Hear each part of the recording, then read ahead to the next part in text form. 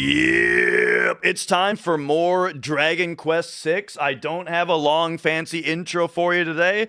Let's fire it up and let's play it.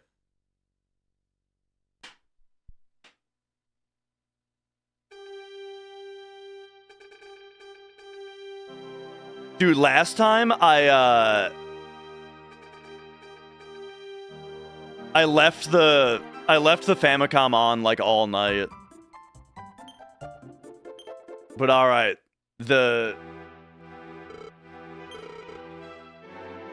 we survived. But yeah, so anyway, we've probably got we've got a lot of CRT enjoyers in chat right now. For the record, while I do often play on a big ass TV through a retro, you can see it back there, RetroTink 5X. This is a convenience. I do have right here the PVM 20L2. And this is for the studio. Oh, yeah, dude, look at that picture. Oh, yeah.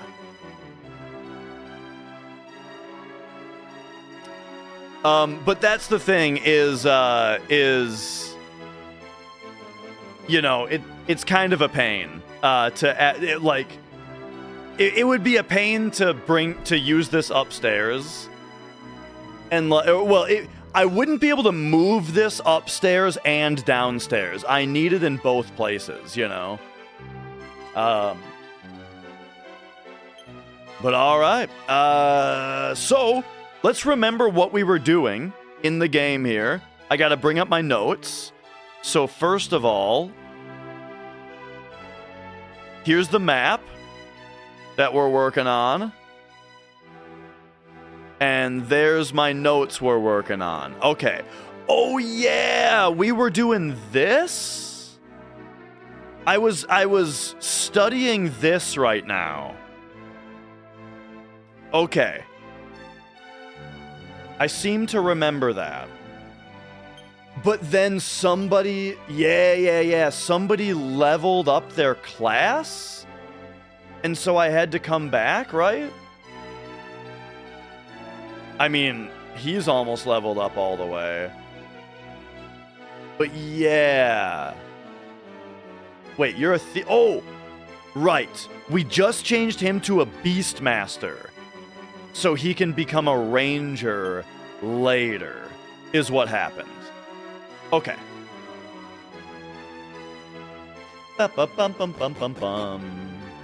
And now we are in Are we in Dreamland right now? I can't remember which map this is. Yeah, okay, so we're in Dreamland, which I think is where we don't need to be. This, I think, is in Normal Land, right? Because we got the we got the water key.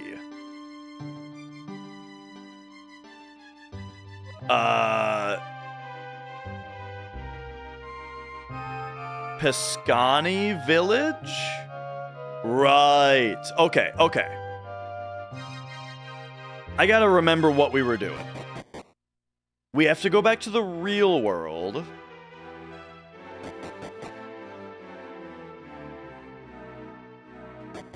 Ba-da-bum-bum-bow.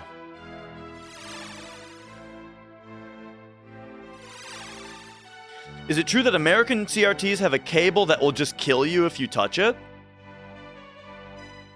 The tube, like, I don't think that that's just American CRTs. Isn't it all CRTs? If you, it's like, if you open the TV up, the back of the tube has like a sticker.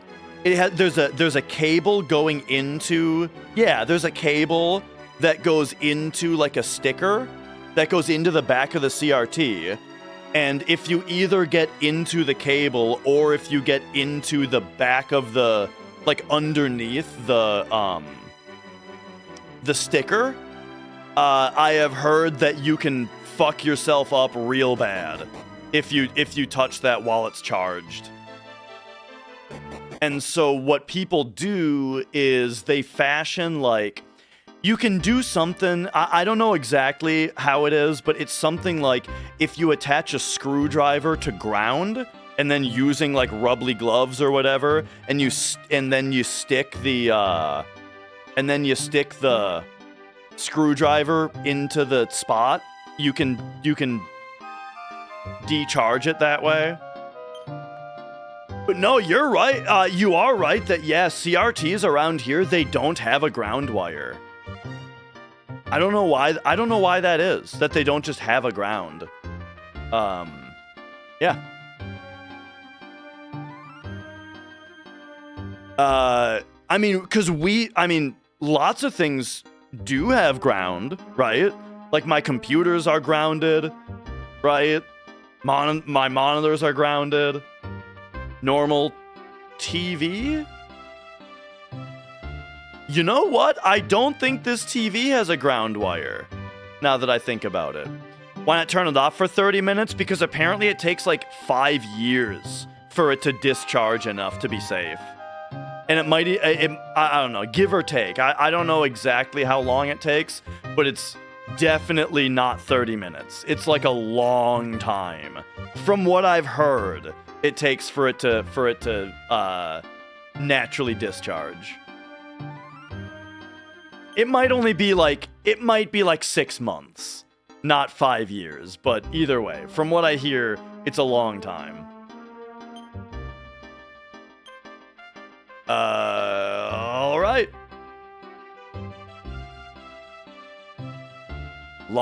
Pescani. This is where we want to go. And then I have to remember where... It was up there, right? It was the place way north? Wait a second. Did I mark that on the map? No? Or wait, this is the wrong map. Oh no, it's not that place up there. It's E. Wait, what's E?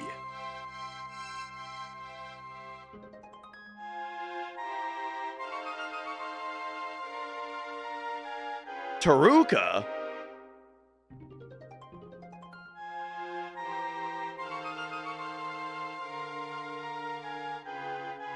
Okay, hang on. I don't remember what's going on here as well as I expected to. Take me back to Taruka and see what's going on here. Where's my boat?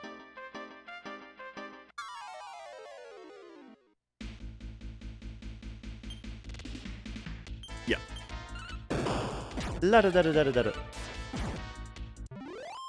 I don't think that it's the invention of grounding wasn't there yet. For some reason, it just seems to be a toss-up in the US whether things are grounded or not. You know, I think.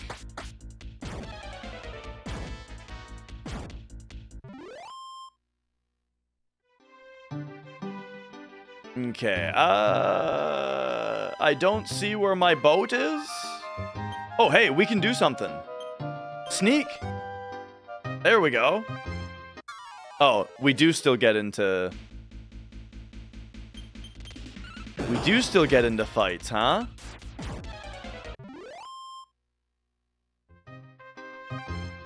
Wait a second. I wonder if, like, repel is for the world map. So, if sneak doesn't do anything on the world map, then it must do something in dungeons, right? Okay, so that's something to put in the back of the old noodle for later.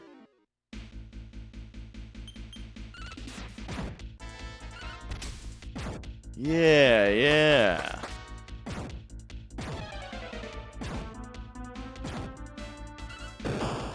Do.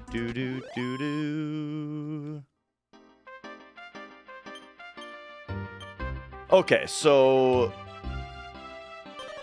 I guess we are going back here then. Do.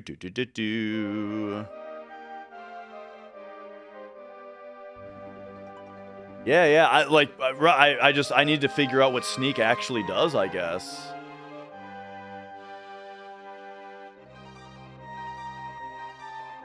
Have I seen the new SNES?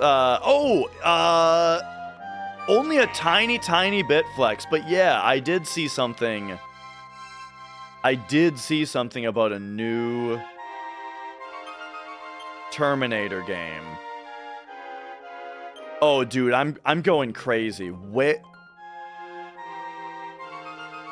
was it that up there? Did I not mark something on the map for no reason?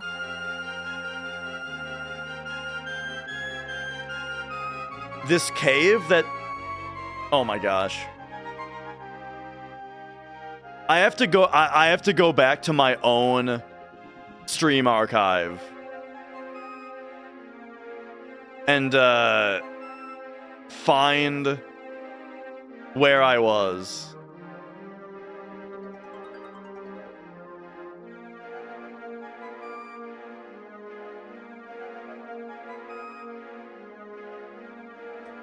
I feel like a big dummy whenever I have to do this. Alright, here we go. Where the hell was I? Yeah, no, this is the exact spot! It's just right there? Oh, okay. Alright, nice. Easy.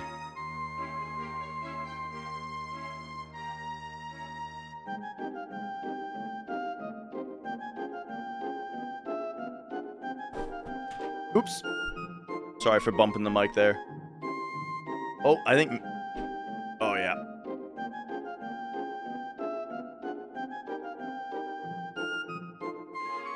Alright, so it was just down this way and around. Was that mic bump kind of bad? Sorry, I didn't mean to.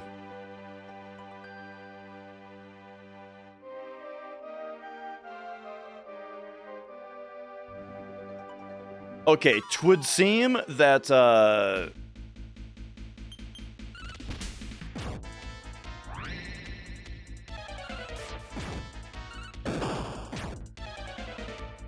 kind of what I ended on last time was exploring this area.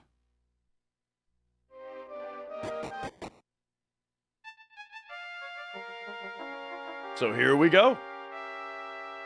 Now, last time, what I did was I followed a route which seemed to take me to the end of the dungeon, but I couldn't actually do anything there. So this time I think I have to explore around a little bit more.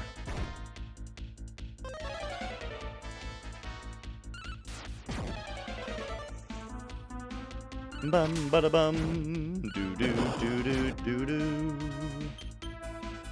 But yeah, off stream I've been playing Metaphor, and it's getting really good, dude. Gameplay wise, like, I'm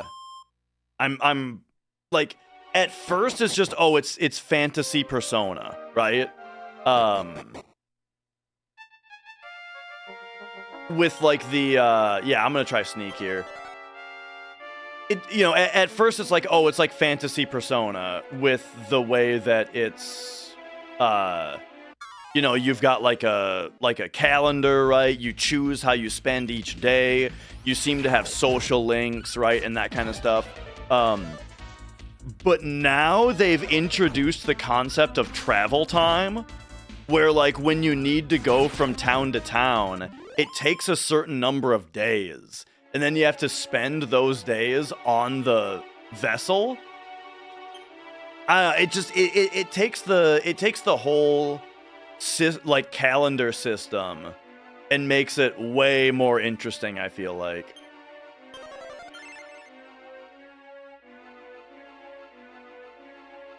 Okay, so it does indeed. Okay, so we're looping.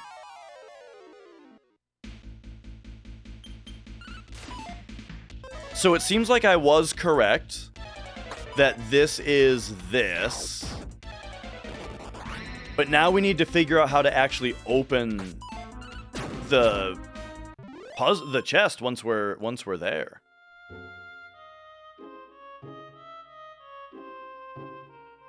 Like, what about that chest? We got to figure out how to get to these chests.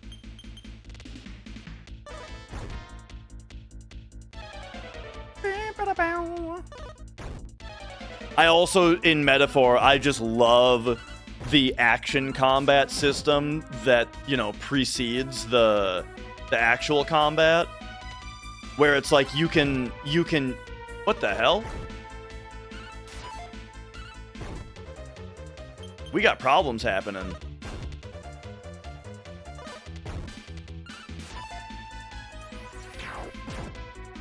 Yikes.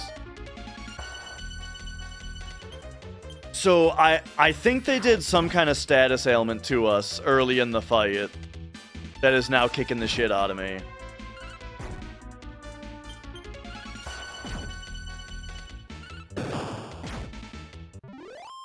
How bad is dying? It's pretty annoying because I have a move. I only have a move that costs 10 MP, and the 10 MP move only has a 50% chance to work. So it can just totally drain your MP and make you have to leave if one character dies. And if both of my characters that have that ability die, then I have to leave immediately. And then it's really expensive to revive them.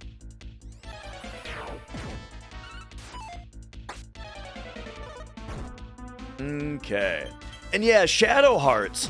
I have heard people talking about Shadow Hearts a lot more now that people have been talking about Expedition 33. Like, people have been... I've heard people bring up Shadow Hearts a bunch of times just as, like, a... just, like, trying to minimize... you know, how unique Expedition 33 is.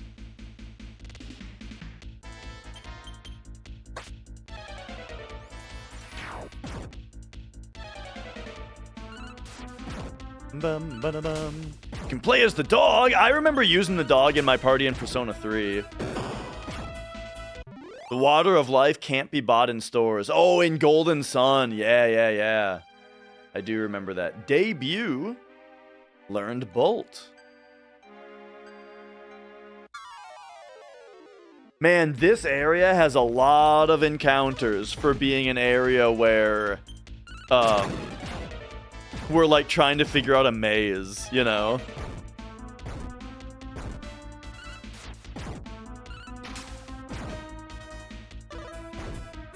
I think I gotta start spirit punching with dash.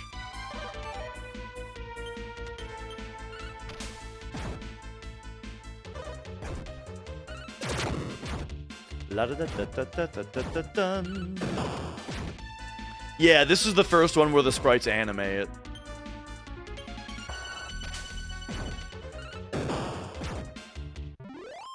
There we go. And oh, we pogged. You better believe it. Okay.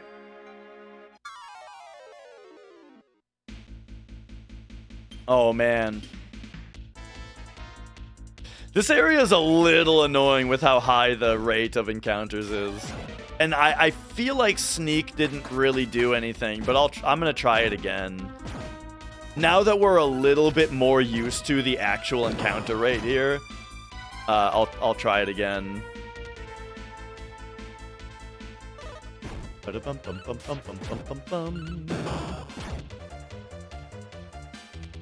Find the trend may be setting to be troubling. Think action RPGs are an important step forward. Turn-based can still exist, but shouldn't be default. I do agree that I do not want every JRPG for the next 5 years to have dodging and parrying in it to try to chase a new trend. I agree. I don't want that to happen.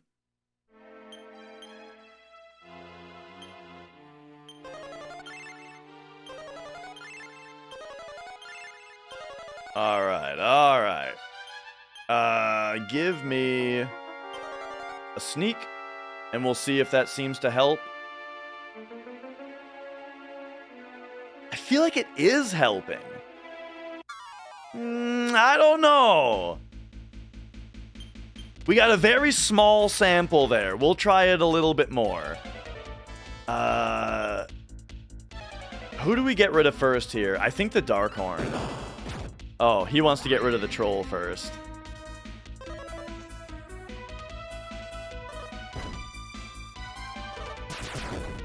Okay. I guess trolls are good to get rid of.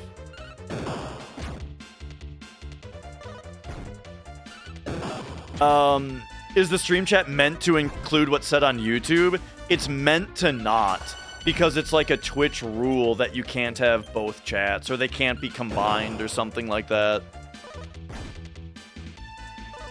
I think on this scene, I would have room to just put both chats. But, on the speed run scene, I don't have room to include both. Here, let me, you know what? It comes up so often, I'm gonna look it up right now.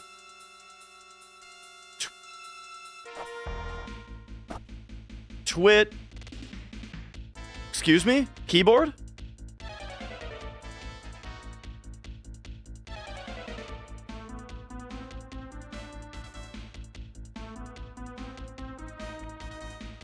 Oh, here we go. Twitch, TOS, multi-streaming. Simulcasting guidelines FAQ on Twitch.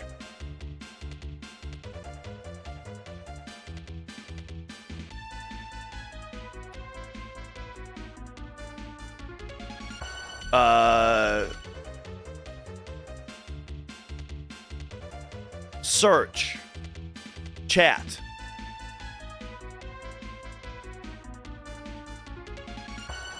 Multi-stream chat.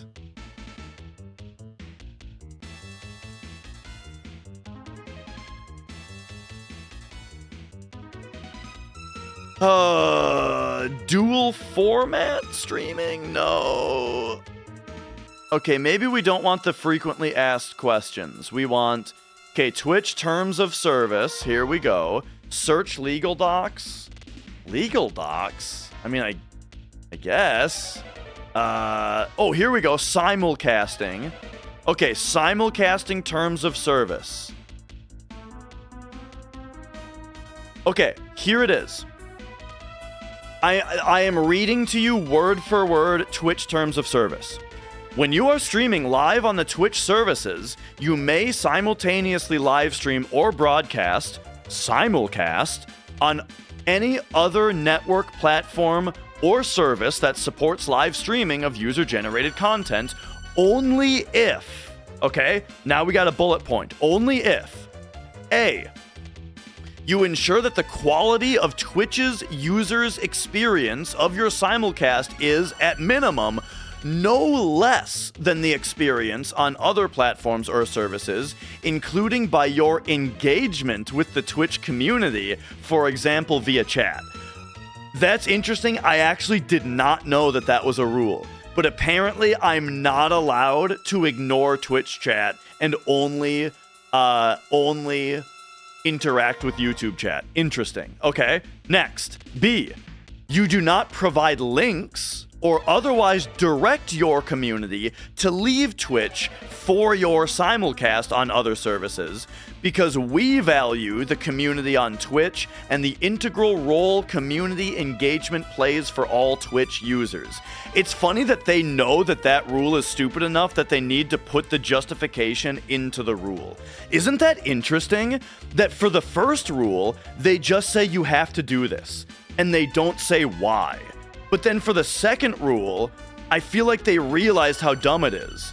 And so they have to say, because we value the community, blah, blah, blah. We don't care about that in a terms of service. We don't care, like, I don't know. It's funny to put that in there. Anyway, C, and I believe this is the big one. You do not use third-party services that combine activity from other platforms or services on your Twitch stream during your simulcast, such as merging chat or other features, to ensure the Twitch community is included in the entirety of the experience of your live stream. So there you go. That is it straight from the Twitch terms of service. And yeah, there you go.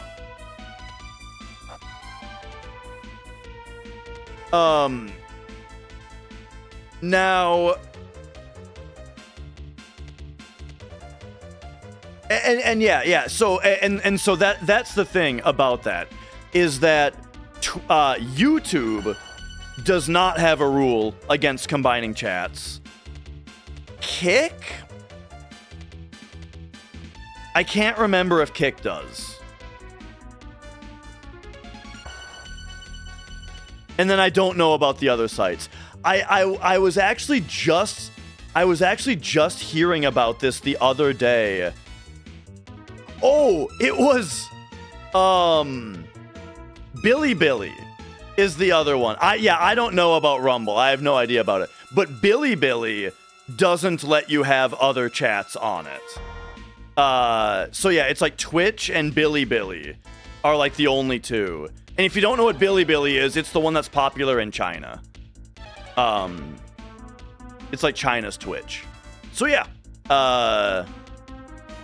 Anyway, there you go. It's just that I wanted to look that up real quick. I wanted to look that up real quick because it comes up really often. People ask me pretty often why YouTube chat doesn't show up. And there we go. There it is, straight from the TOS. Now it does say merging chats though. So I would assume that means that having both chats but not merged is maybe fine. But yeah, I'm not sure. And yeah, like here's the thing. If Twitch didn't have this rule and none of the streaming platforms that we used had this rule, but then I heard that like Bilibili does have the rule, I would be like, "Oh, that's not surprising," you know? But it's surprising that Twitch does.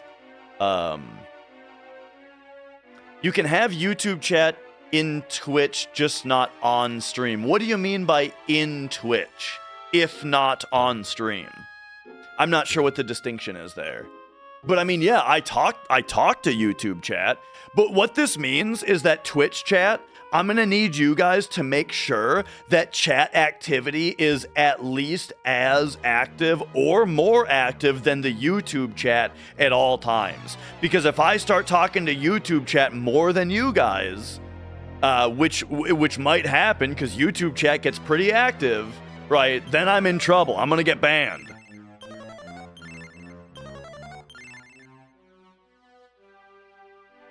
Okay, Muriel is out of MP. Gotcha. Okay, we are no longer sneaking. Okay, so 4 defense, that's pretty great. I'm gonna keep up the sneak and we'll just kind of see how it feels. Now that we're done with the distraction.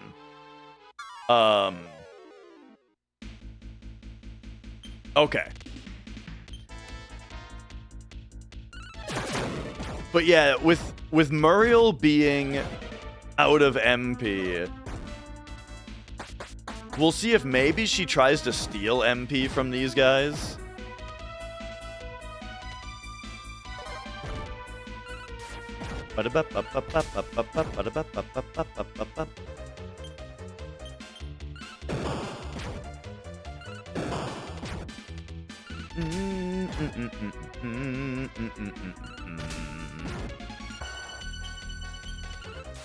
But anyway, by the way, also, sorry if I missed any, like, questions or chat while I was reading the terms of service, because I had a bunch of other stuff up. Oh yeah, Flex asks, what Disney movie do y'all think has the best music? YouTube can participate too, but only up to and not exceeding how much Twitch chat is participating. Mage learned sleep more. Okay, okay. I'm into that.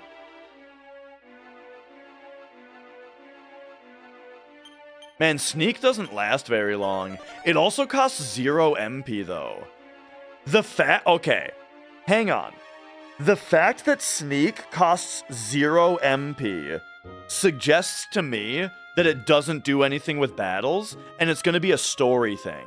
Or it's gonna be like a puzzle story thing. Maybe even with the mermaid. How do I feel when games have a stat that they try to rename but make the same letters? Oh yeah, like instead of, right, like MP in a game is gonna be something else instead. I got no problem with whatever games want to call their points. Except for when it's PP. I do think it's a little silly when it's PP.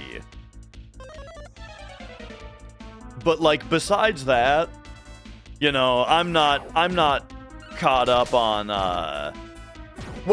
here's what I will say.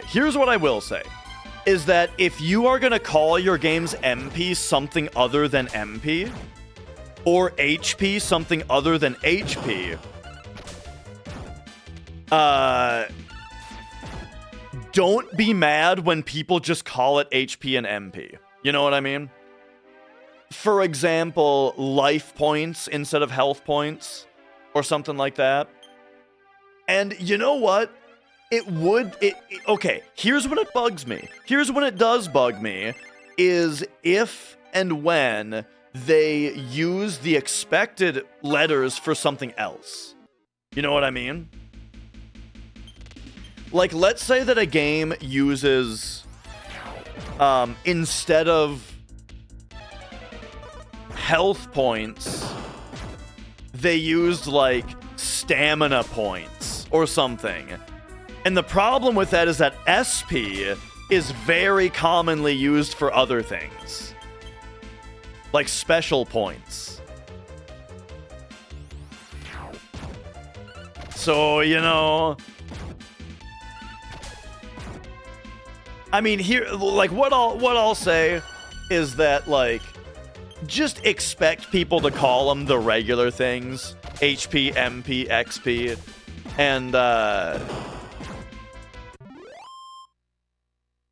And very similarly to Souls games, right? Like, what are the, oh, wait a second, this is a different place. Hang on, I'm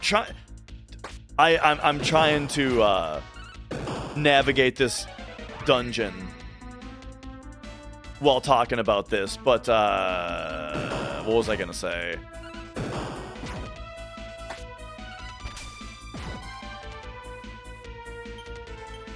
What's Bilibili? Yeah, so Bilibili is like Chinese Twitch. Similarly to how Nico Nico, I think is what it's called, is like Japanese YouTube. Right? Nico Nico is what that's called? Now,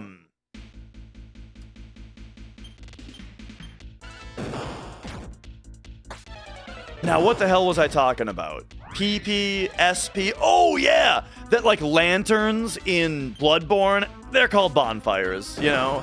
Graces in Elden Ring, they're called bonfires. Or if you really want to be a hipster, you can call them archstones, but, like, they don't actually serve the same purpose.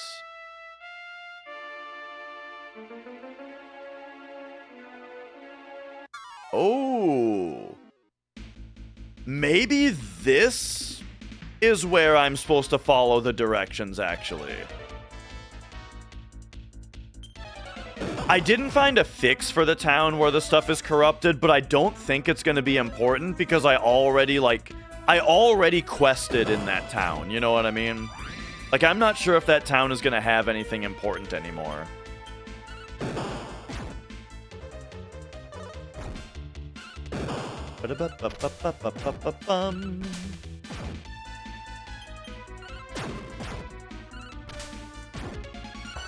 Okay.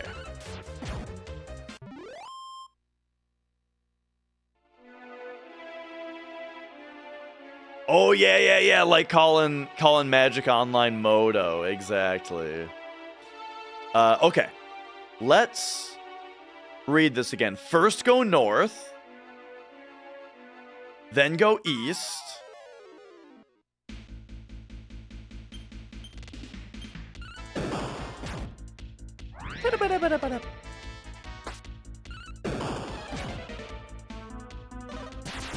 Oh! Dude, I got this move in Metaphor called First Aid, where it's a heal that only costs 2 MP. But you can't use it in battle. You can only use it outside of battle. But like, dude, it's so good. It's so good to just have like super cheap heals outside of battle. Because that's the thing, I really like this about Dragon Quest, and I really like it about Megami Tensei, is that they always are very stingy with MP replenishment, you know? Like, in Final Fantasy, ethers, you get a lot of ethers, you know? But yeah, like, these series have always been very stingy, where it's like, nah, when you're out of MP, you have to leave. And I like that.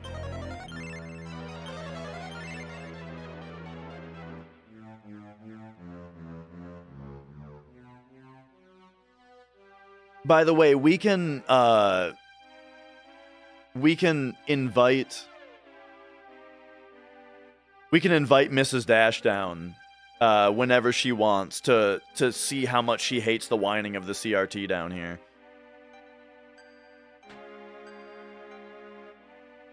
Do you want to see how much you hate the CRT sound? Also consider that the game audio will be on.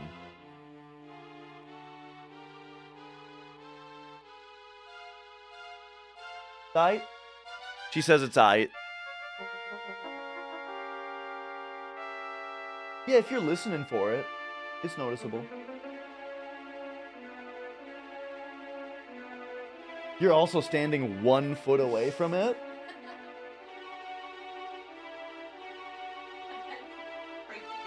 Well, you know, just put yourself into an everyday, a realistic scenario, which is probably also to be in front of it.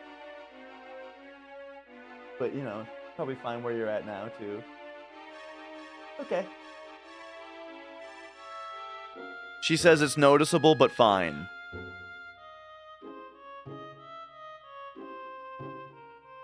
So I'm probably going to be getting that 27-incher. SM2 is challenging as turn-based could reasonably get, though with action RPGs becoming a thing, there's not much need for that anymore. Well, I mean, I think the latest SMT game is Metaphor, right? And that's still completely turn-based. I don't think SMT is gonna go... I mean, the thing about those developers is that they do both, right? Like, Devil Summoner is an action RPG, but Metaphor is still turn-based. Alright, first go north, then go east, then go north at the first intersection. So the question is this an intersection?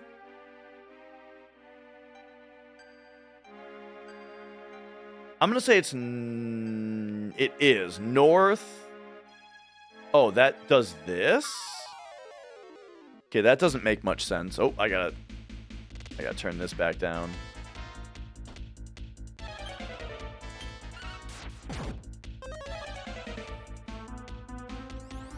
I like that Muriel has built-in MP regeneration. That's pretty sweet.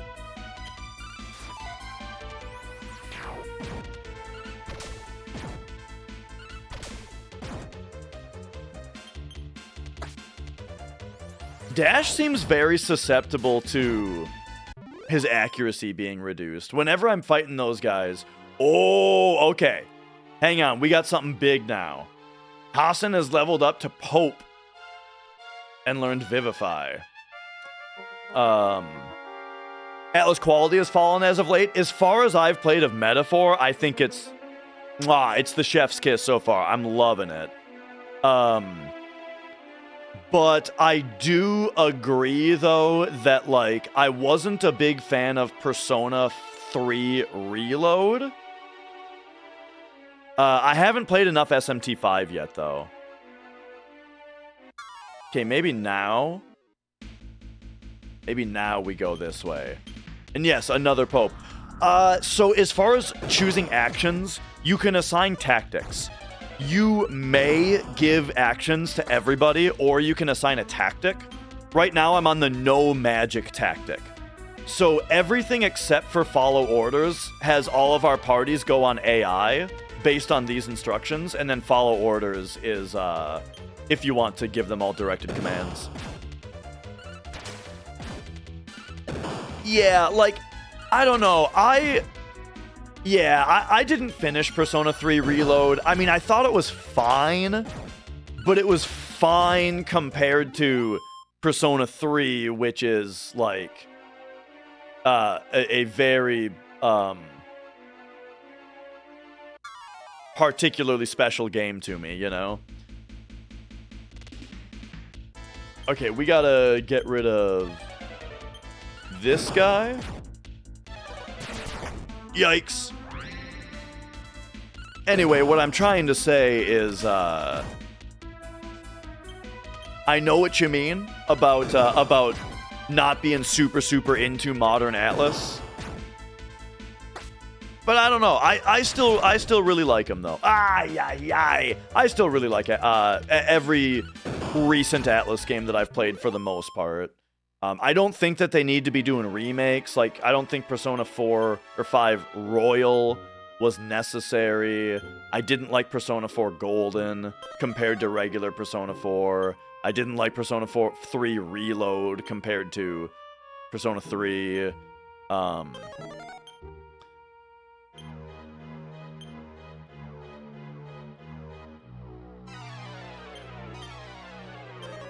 You didn't like, are you talking, you didn't like regular Persona 3 because of the music? I mean, I understand that the game's soundtrack is, it's very different. I love it. But the thing is, like, a lot of the time I like stuff kind of just because it's different, you know? If it's like something I've never seen or played before, then that gives it a huge leg up as far as my, like, interest and enjoyment, you know what I mean? I just really like to be surprised. And so, I really enjoyed Persona 3's soundtrack. And I'm also a metal guy. Right, like when I put on music to listen to, I put on metal, you know? Oh man, I just re-listened to, The Mantle by Agalok on the way back from my in-laws. My in-laws live like 90 minutes away. It's like a 90 or 100 minute drive to their place. So for Christmas, right, we had to go we had to drive there, and that's all. Re-listen to, you know, The Mantle, Agalok. Oh, man, that's a good album, dude. Oops.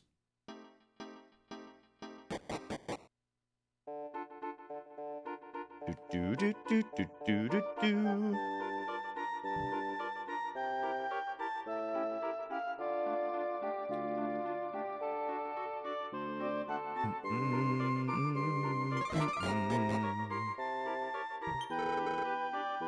Heard the name for many years. They're very unique, right? I'm not gonna promise that you'll like them, but I will promise you've probably not heard anything that sounds quite like them. You know? They're really cool. My favorite song of theirs is In the Shadow of Our Pale Companion. So I would recommend listening to that as like a see if you like them kind of thing.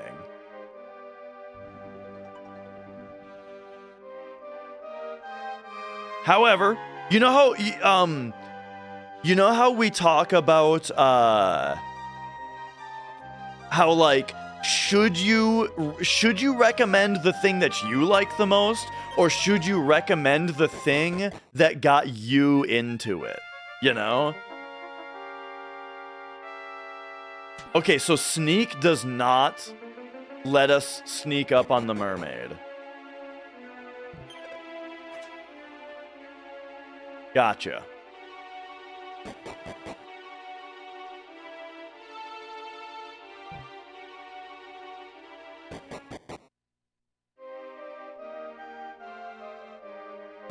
Cause yeah, the thing that got like, my buddy Sammy is the one who introduced me to Agalloch, and he told me to listen to Limbs, right? So the first song I heard by them was Limbs.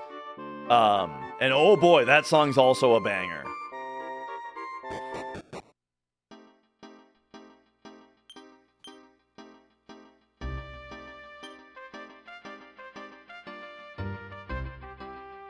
No. I do have another idea.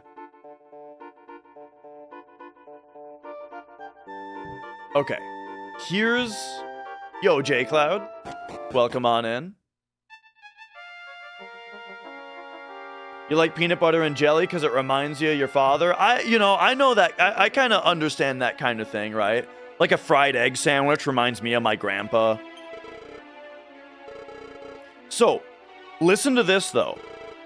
He sneaks around in the back of the cave.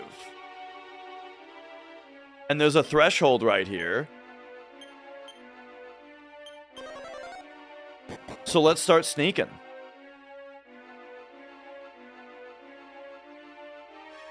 See if we can find this fucker.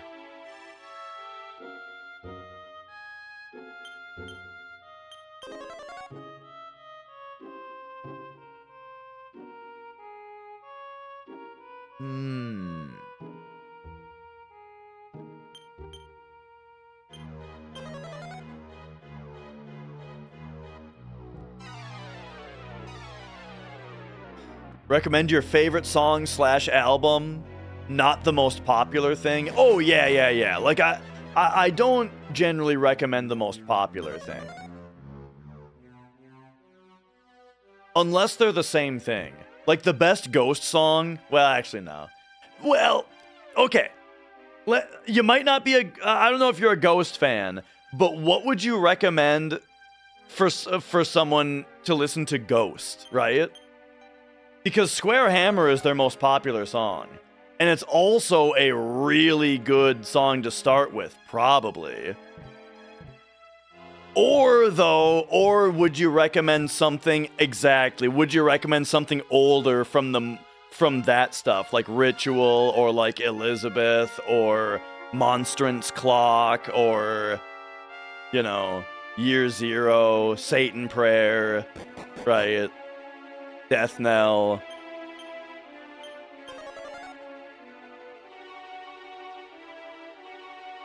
Swonderland, should I call you Swonderland still, or how do you say your name? How do you say your YouTube name?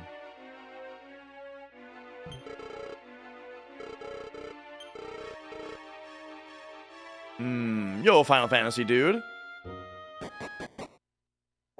Thank you for the super chat. And hey, I'm just doing my best. Alright, I got another idea. I got another idea of something to do. Which is... we gotta go back to Longadesso. This was the place where they didn't let us in because we didn't look like scoundrels. Can we sneak in this place?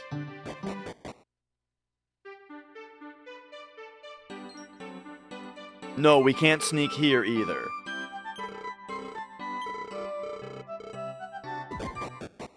Alright. Oh, dude, hang on. We have to go back to the shrine, actually. For a couple of reasons.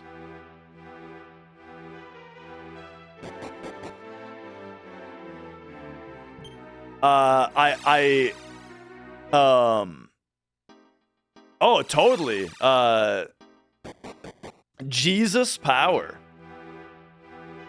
Yeah, that's a great song.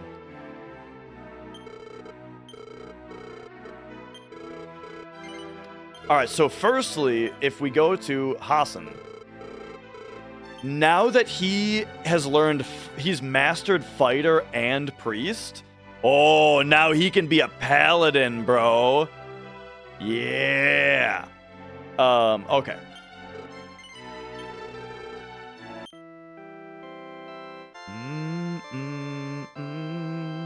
Had a burger with jam and an egg on top. I don't know about jam, but adding a fried egg to a regular burger, that's the good stuff. Love a good fried egg burger.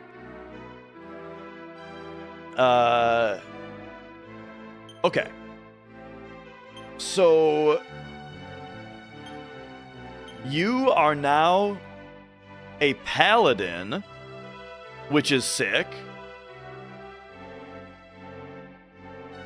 However, we need to get into Longadesso. I wanna try getting into Longadesso, okay? So here's what I'm gonna do. I'm gonna change everybody to a thief. That's how we're gonna do it. They might all need to be goof-offs, but I'm gonna say thieves first.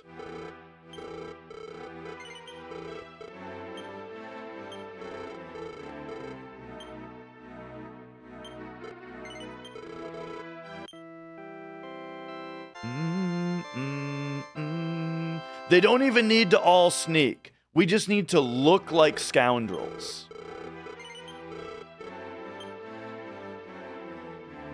I'm thinking, though, Longadesso, though, it might actually... We might also just need to be less stylish.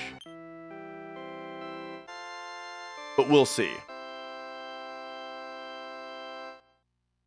Oh, you can just change your display name like that, huh? That's neat. Alright, yo, Danger. Right now, I'm trying to gain access to Longadesso. Longadessio, whatever the place is called. Alright, so there we go. No. And yeah, I don't know about a PB&J burger. I did have, dude, I had a dream the other day, though. This is a really boring story because it's about a dream. But, I just had a dream the other day that I was eating a burger that was, like, so fucking sloppy with ketchup that, like, the ketchup was just, like, oozing out all of the sides and all over my fingers. And it was, like, gross. I didn't like it. I didn't like how much ketchup was on it. But, like, I still ate the whole thing anyway, and it was gross. And that was my dream. I finished the ketchup burger.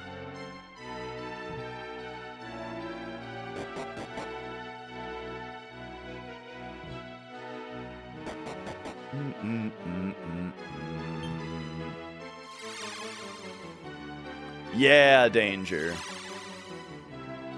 How was the burger part? It was a triple. So, you know, it had potential if it wasn't ruined by the ketchup overload.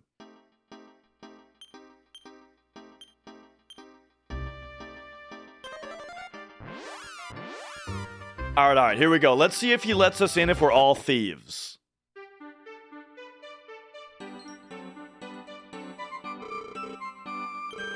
This is the town of ruffians. You don't look like the kind of people that would fit in here. Okay. All thieves did not work.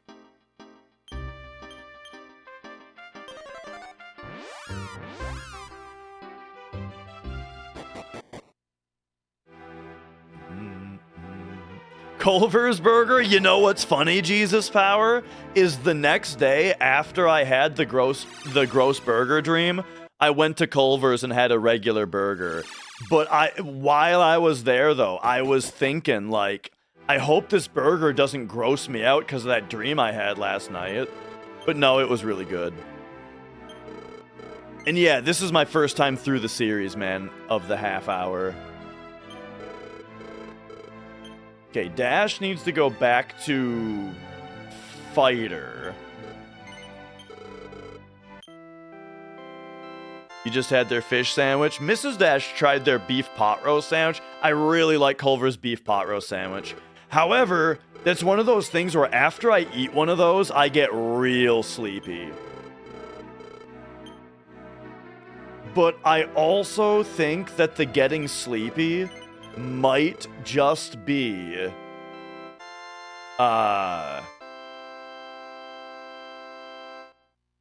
might just be a result of Fountain Pop not having enough caffeine.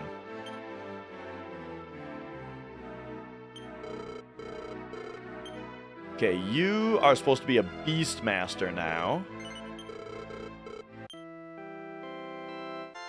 When I have dinner, if I don't have a caffeinated beverage with dinner, I get real sleepy. And then most of the time, if I go out to eat, most of the time the Fountain Pop is good enough. But for some reason, the Culver's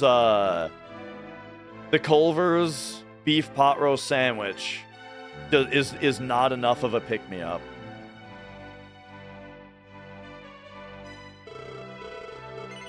Wait. Muriel, you're supposed to be a superstar, right? No. Merchant? Thief? Wizard. But yeah, this is my first playthrough of the series. I did 1 through 5. Now we're on 6. And I'm loving it so far.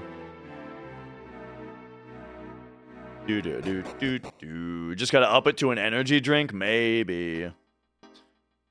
You had to cut up bread completely because it started putting you to sleep? That is my suspicion, is that instead of the beef pot roast sandwich, I need to start getting the beef pot roast dinner.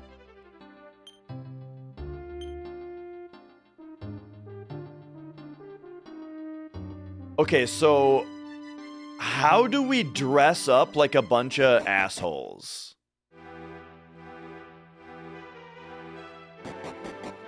And yeah, I'm enjoying the puzzles in this one. I feel like the other ones had some puzzles too, though. Like, getting, like, the staff of changing. Maybe that wasn't a puzzle, per se. I feel like there were kind of puzzles in the other ones.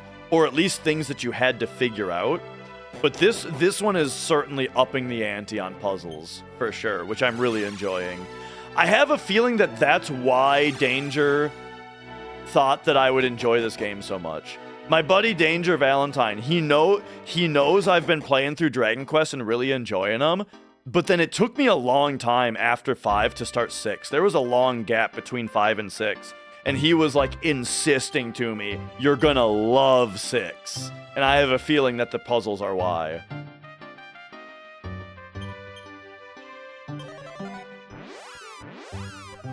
Okay. Now, what if we do... I have an idea. What if we go in with nothing on? Oh, wait. Thick armor actually... Uh-oh, I just soft-locked my game. God damn it. I forgot that you're not... I forgot that on this... Oh, shit. I haven't saved all day. I haven't saved yet today. Fuck! I got hit for a second time by this problem. On this particular translation patch, if you press B while you're in the equip menu, no, there's no rewind. We're on real hardware, baby. We're on real hardware. And on this particular translation patch, if you press B in the equip menu, it like hard locks the game.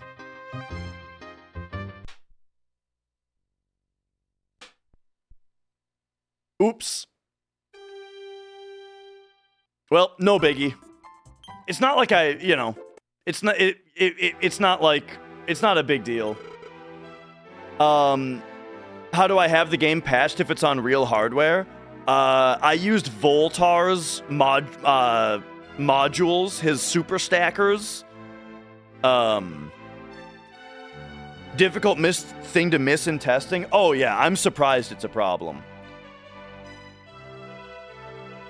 Long story short, what you do is you use one of these bad boys to dump the ROM from the cartridge onto your PC, and then you patch the ROM with a translation patch. And then you use one of these bad boys to program the translated ROM onto a NAND chip.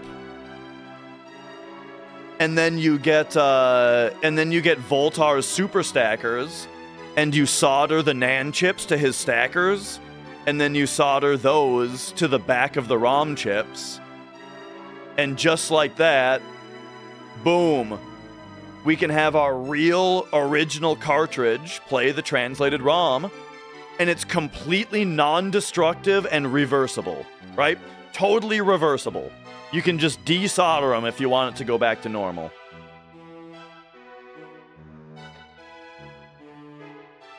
But okay, so the problem, really the only problem is that Hassan lost his priest thing. Serious risk of ruining the cartridge if you mess it up. I mean, you'd have to really mess it up.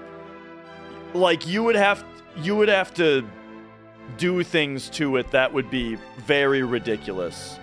So I guess what I mean is, like, as long as you have, like, a modicum of carefulness, you'll be totally fine.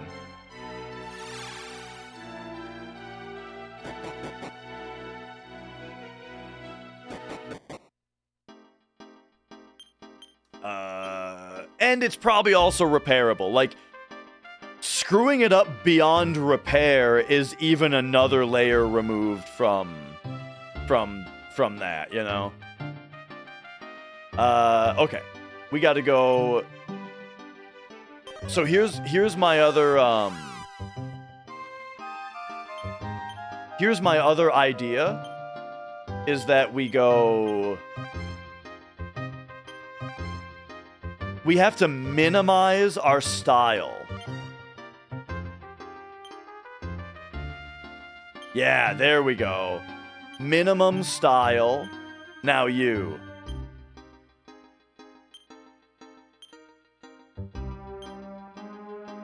Oh, 0 style on him. Let's go.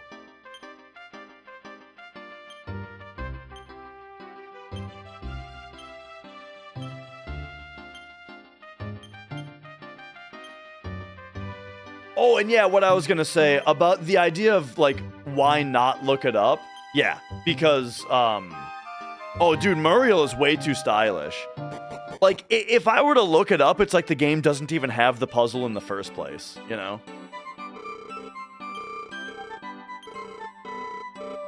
Okay, that didn't work either. Do I have anyone who's less stylish than Muriel?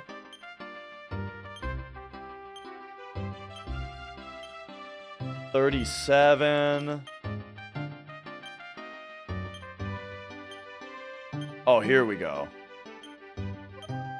Okay, 11 is better. So let's go now. Order you.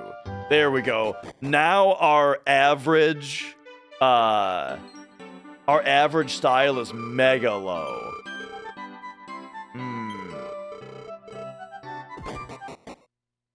Okay. Well, that's not it either.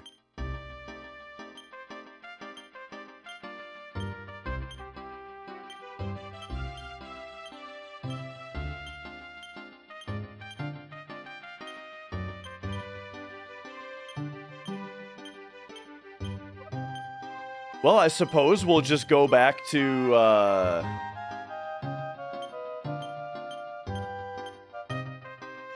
suppose we'll go back to that cave now. It's funny, people keep talking about how very long Dragon Quest VII is. I could very easily see this playthrough being longer than Dragon Quest VII because of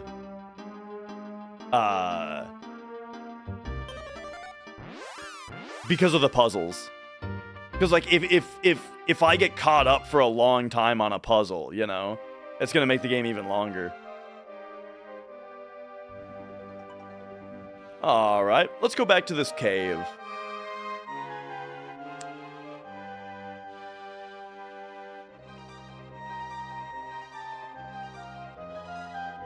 Huge problem with Don't Starve because the entire game is look it up on the wiki. Oh yeah, I'm not really into survival games. Where it's like you can play for 2 hours and then you have like one bad night and you die and it's like, oh well, now you're completely done. You know, I don't know. For me, when I want to play a game where you just like do a run, I want the runs to be short. And I want a really good run to be shorter than a really good run, you know? As opposed to like a survival game where a really good run is longer. You know what I mean? Yeah. Okay, anyway, let's...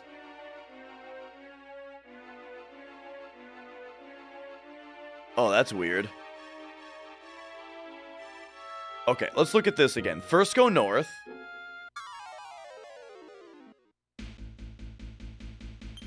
Don't ever play Valheim. So Valheim, your run doesn't end when you die. Valheim is a completely different... Valheim is a totally different style of survival game. Where, like, the goal of that game is to kill all the bosses, right? So I love Valheim.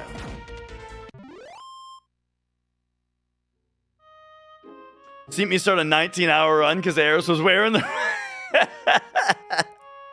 What up, Popo? Okay, we went north, and then to the east, and then north at the first intersection, then west, and then south.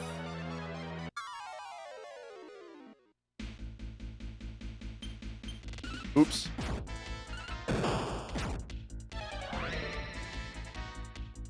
Yeah, I played Don't Starve one time, and basically what I got out of it was that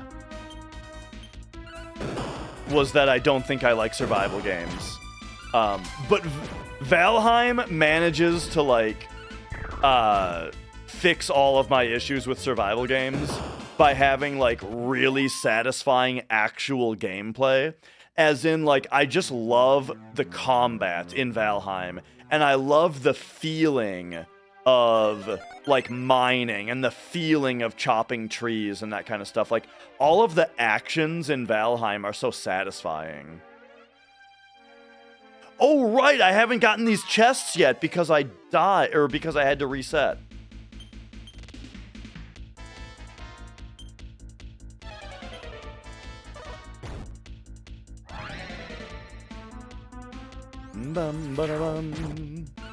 And so yeah, Project Zomboid is like the opposite for me, right? Like, so it's exactly that kind of thing that happens where, because I really like Valheim, somebody suggested to me Project Zomboid. But the problem for me is that those are two fundamentally opposite games, where Valheim is a game where the mechanics themselves are quite simple, you know? Like, the whole mechanic of how to, like, cook food and how to build stuff and how to heal when you're hurt, how eating food works, right? All of the different mechanics themselves are very simple, but the gameplay is really satisfying and great feeling, you know? There's so much impact. Every time that you hit a tree with an axe, it's just like, boom! Boom! It feels so good, you know? And then, like I said, I also just really enjoy the gameplay of the combat. I like sailing in the ships, you know? All that kind of stuff, right? So Valheim, great gameplay, simple mechanics. Project Zomboid, on the other hand, is like all of the mechanics are extremely complicated. right? Like, oh, you got a cut on your arm. Okay, well, if you take your t-shirt item, you can tear it up into cloth, and then you can wrap the cloth around your cut. But keep an eye on it, because when the cloth gets bloody, you have to take the cloth off and then wash it in a sink, but make sure that the water's not contaminated, and then you can put the cloth back on your fucking whatever. You know what I mean? So that's how complicated it is. But what's the actual gameplay? The actual gameplay is just right-clicking shit in your inventory and picking menu options. And waiting. And then like waiting for the character to complete the action. So yeah, I really didn't like Project Zomboid. Not because I think the game is bad. Obviously, like, it's really, really good for the people who are into that. But for me, like, I like the Valheim gameplay. I like good gameplay, simple mechanics more than I like complex mechanics, slow gameplay, you know?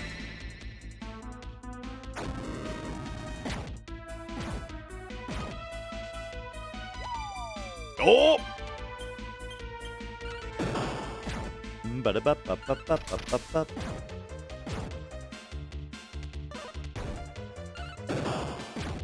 I love Dwarf Fortress. I definitely see the appeal of Dwarf Fortress, but I haven't played a lot of it.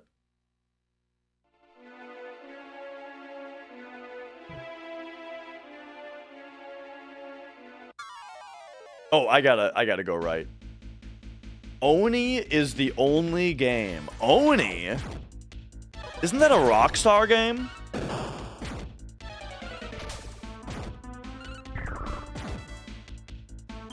Are we? Is that the Oni that we're talking about?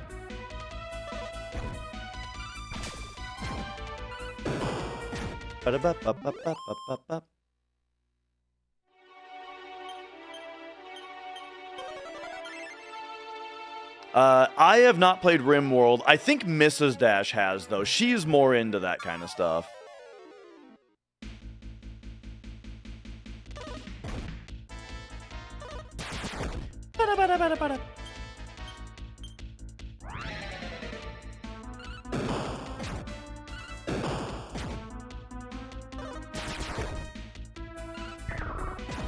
Sheesh, these guys. All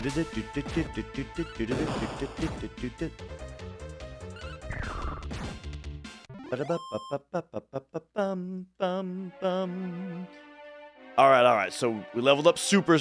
We got Superstar leveled up again.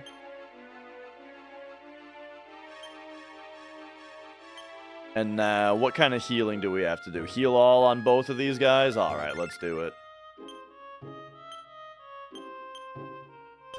I love that he can heal all now. Think I should try RimWorld? I could give it a shot at some point. It definitely seems like a computer desk game, though, where I'd have to play it at my computer desk. And lately, the computer desk has gone a little bit out of style in our house. Nowadays, in our house, one of us is using the TV, and the other is using either the Steam Deck or the Switch. And then we sit on the couch together. If I was sitting at my computer desk all day, Mrs. Dash would tell me that she misses hanging out with me.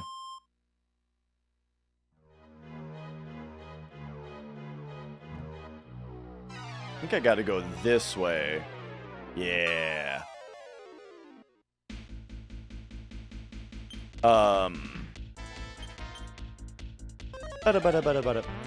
The place with the ruffians, I'm guessing that we need either a specific outfit or some kind of specific disguise. But it's something I'll just be generally thinking about for the next several days.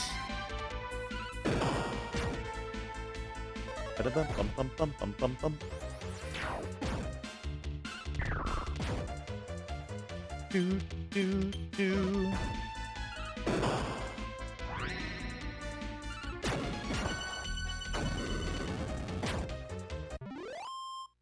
Okay. But yeah, RimWorld is the kind of game that Popo gets really into, you know? He's all about stuff like RimWorld, fucking Oxygen Not Included. When he started playing Oxygen Not Included, we didn't hear from him for the next several months. Maybe it was like it was probably like 2 months.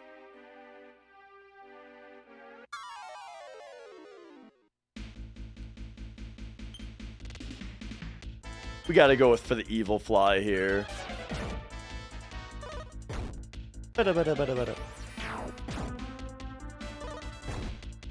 do do do do do.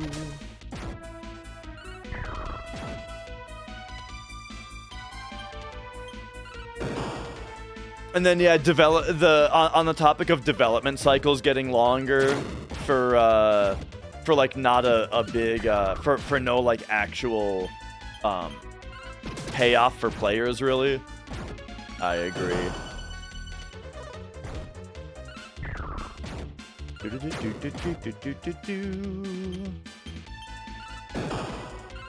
Thought he was still stuck under some random culvert. He came out of it. He got out of the culvert, and then what's the latest Popo thing? I mean, he has lately been preaching the concept of not playing video games. Video games are a waste of time. Which, you know, is fair. Like I kind of envy people who can get into that mindset, right? And so last Popo stream had 0 video gaming in it, even. If I remember right. It also had 0 hair cutting. I was promised that he was going to cut his hair on stream. And not that I even necessarily want him to cut his hair. It's just that that's what was promised. But no, you don't need to convince me that video games are worth playing. I mean, there's a reason I play video games all day, every day.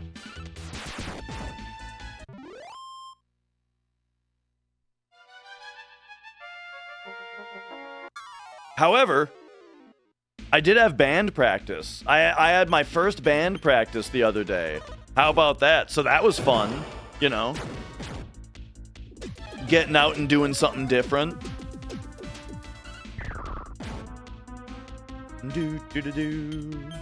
The uncapped donor stream share mega cheer coin goal wasn't... dude, did you guys see the hype train that happened? This is the most unemployed statement of all time. But did you guys see the Twitch hype train world record? Was it the world record? Or was it just that channel's record was broken the other day? You guys know what I'm talking about? Here, let me find it. Let me find the channel, because you better believe I got a gift sub when the millions of gift subs were being given out.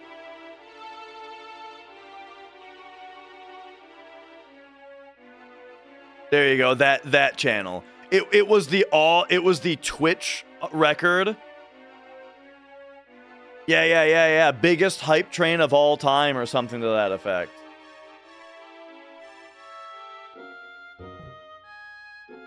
The AI tuber, yeah, it's like a guy who has a AI anime girl VTuber companion, right?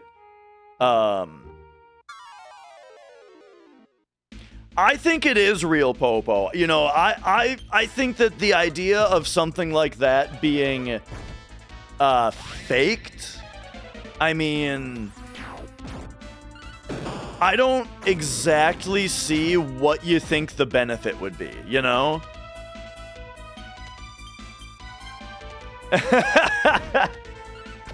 I'm just saying, okay, here's my question to you.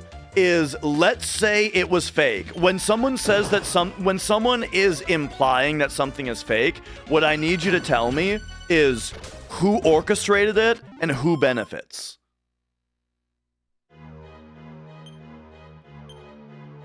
Like, who's faking it? And to what end?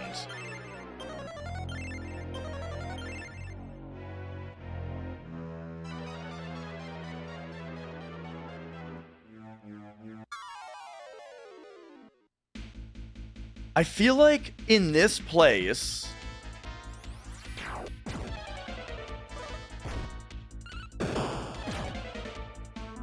tech bros. Well, so how do tech bros orchestrate a new a Twitch hype train happening?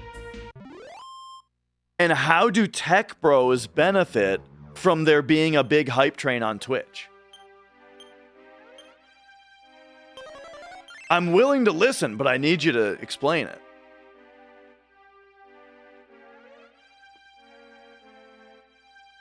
Okay, what if we just do this again?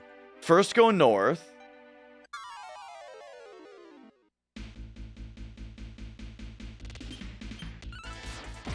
Okay, so the streamer himself is the beneficiary.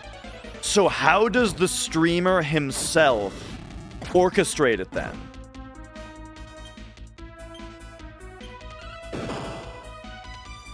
Okay, yeah, you can't spirit punch these guys.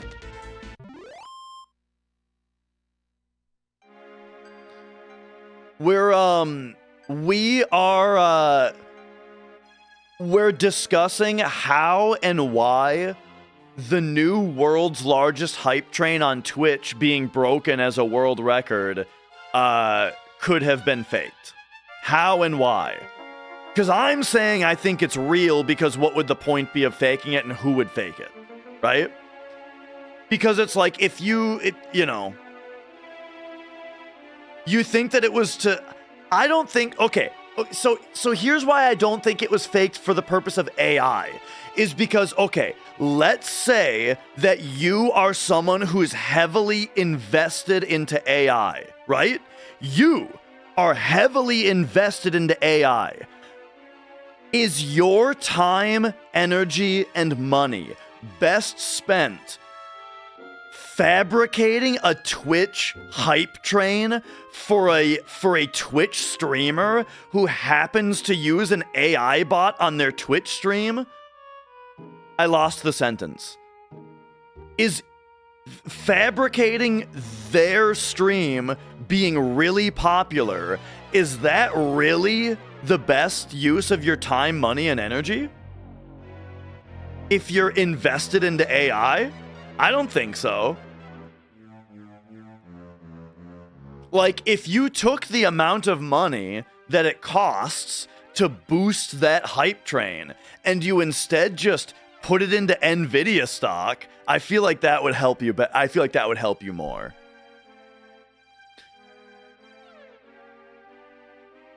The streamer might be in the tech bro circle, but it doesn't. All you're doing... Okay, listen to me.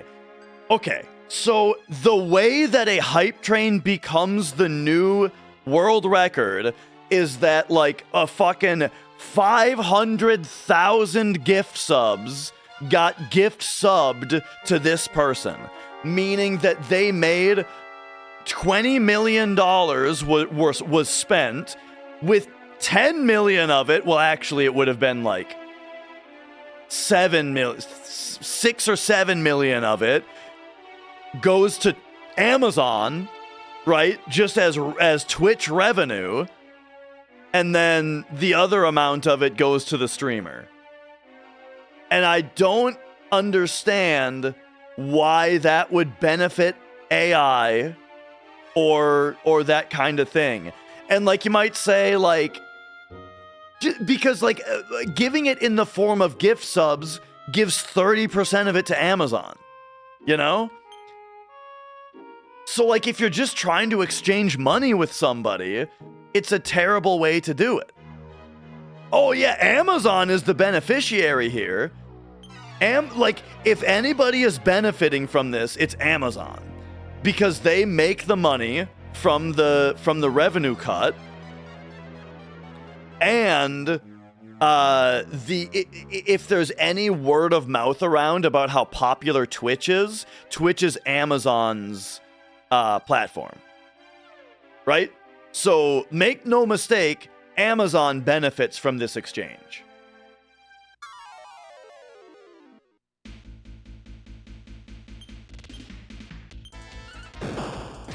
What if it's embezzling? Someone at Amazon is embezzling? I don't, you'd have to say specifically, because I don't understand what embezzlement has to do with any of this.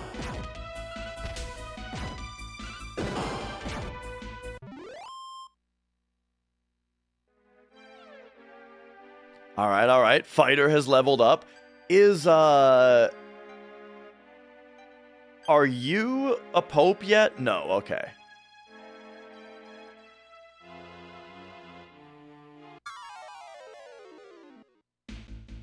And then we go north like this. Hello? Oh, hey!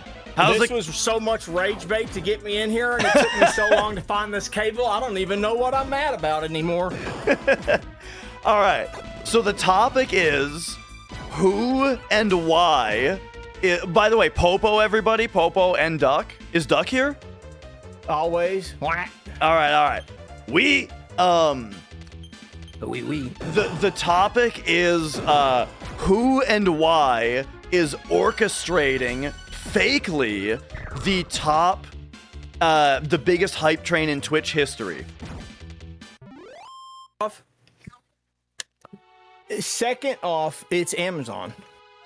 There is a grift in the local bar scene music playing called short pouring or zero pouring. I'm a musician. I come up to you. I play in your bar, and now everybody in the world wants to order me a drink. Well, I come up to you and I order a house special, and you pour me water. They pay for their drink, and now everybody makes way more money. Well, hang on, slow down. Wait, what was the water thing? So me, the musician, instead of me getting a tequila, the bartender and the musician are in on it together. So just like the streamer and the Twitch are in on it together. If I pretend like I'm getting all these gift subs, people are also going to want to give me gift subs. Just like in the bar, when you have a musician, people are going to want to buy that musician drinks. Gotcha. So if I go to the bar and I order the house special, wink, you serve me vodka, you serve me what looks like vodka, we all take a shot, the bartender cuts me 30%, everybody makes a shit ton of money. Okay, so this is exactly like the snake oil shit you're talking about. You 100%. Random person in the crowd, and they come up and, oh, it cured my back pain. You're just kind of... The Simpsons, the tonic. Yeah. Absolutely. So, one thing you have to understand is that the seeing people receive, or hearing, I guess in this case, receiving beneficial money, oh my God, you're changing my life, wah, wah. That's empathy, and that instinctually triggers a part of your brain where you want to help too. Holy shit, I want to help this person too. That's why people want to keep donating. So let's say Amazon jumps in, throws out 50 gift subs, and they get 10 people to give gift subs in response. They've made money, and they've lost absolutely nothing. So let's say 100,000 gift subs were given total. Sure. How many do you think were paid by Amazon? I can't answer because I have no clue. I just want to be the devil's advocate here. I just wanted to piss people off. Okay. But I do 100% think that it's all faked. Do you think that this person made $20 million of all from nobody, that it's all not? Yeah, I think so. Really? Yeah. Because I don't think that it's Amazon that has to get the ball rolling. I think it's just people whose job is to make money. You know, the type of person where them being at work is them sitting at a desk that has 8 monitors, 7 of them have stock tickers going at all times, and then they've got this AI, they've got this VTuber anime girl that they just dump money into, you know? And so when they did a subathon, right, then they were the ones who got the ball rolling. I'm not saying that it's all fake, but I'm saying that some of it could be, what's the word I'm looking for here? Manipulated in such a way that helps Twitch benefit, because the one way that Twitch benefits is, in fact, everybody in the fucking world's talking about it. Case in point, right now. Have you heard anyone talk about it besides me? Has anyone in chat heard about this besides me bringing it up today, right now? You're the only person I watch on this platform. Well, I usually try and go watch someone else, and I got to watch 19 commercials about gambling bullshit. I will say I'm glad you came in here in order to explain your side, because the shit that the Twitch chat was saying was frankly ridiculous. It was going, the discussion of who faked it and why was going nowhere. I mean, it took me forever to find this cable, so I didn't hear any of that shit. I had to go run off and find it, but XLR cables are random. But no, you know, I think it's legit, because, you know, this particular streamer has had like a lot of viral clips in the past from like the AI saying goofy, funny stuff to him, you know? Sure, we all know that shit's hilarious. Yeah. And I just feel like people who have the time, energy, and money in order to orchestrate fake things can fake things that are way better than a hype train that no one gives a shit about. Well, so I mean, I like this idea of I'm trying to digest your opinion, but like you and I aren't necessarily, I mean, you might, I don't know, but I am not the kind of person that's going to partake in a 455,000 viewer stream trying to throw my shit out there and see if they see it. I think if I was in that circle, I would care about my streamer getting the #1, and I would try my hardest to make sure that they got it. Right. Oh shit, we're gonna orchestrate something tomorrow to try and make sure that Flibbity Flop gets the #1 hype train. I'm gonna help. Oh, 100%. They hyped it up ahead of time. Sure. I guarantee you, for sure. I mean, I did that with my subathon. You know, I was telling people ahead of time about it. So are you saying that there are whales with so much dispendable income from however they made it that they don't mind making this happen? Exactly. And you think those people are doing that to a fake person? Not someone who they're like, because they get no benefit out of this, right? Because there are other streamers on this website that you could get plenty of off-site benefits for if you're unloading $20 million. So the streamer is two people. It's a real person and an AI companion. And the AI companion just like chimes in and like responds to things that he says. Oh, they stole my bit with Duck. Yeah, gotcha. Yeah. Mine just doesn't now, talk. As far as you're saying about off-stream benefits, though, I mean, that you do certainly make a good point that this is much more likely to have been an actual human female that was receiving this, right? I mean, is that what you're saying? What I'm saying is let's say I'm Mr. Johnny 9 monitors with 1,000 Ethereum and 1 trillion Bitcoin, and I am going to whale up some stream.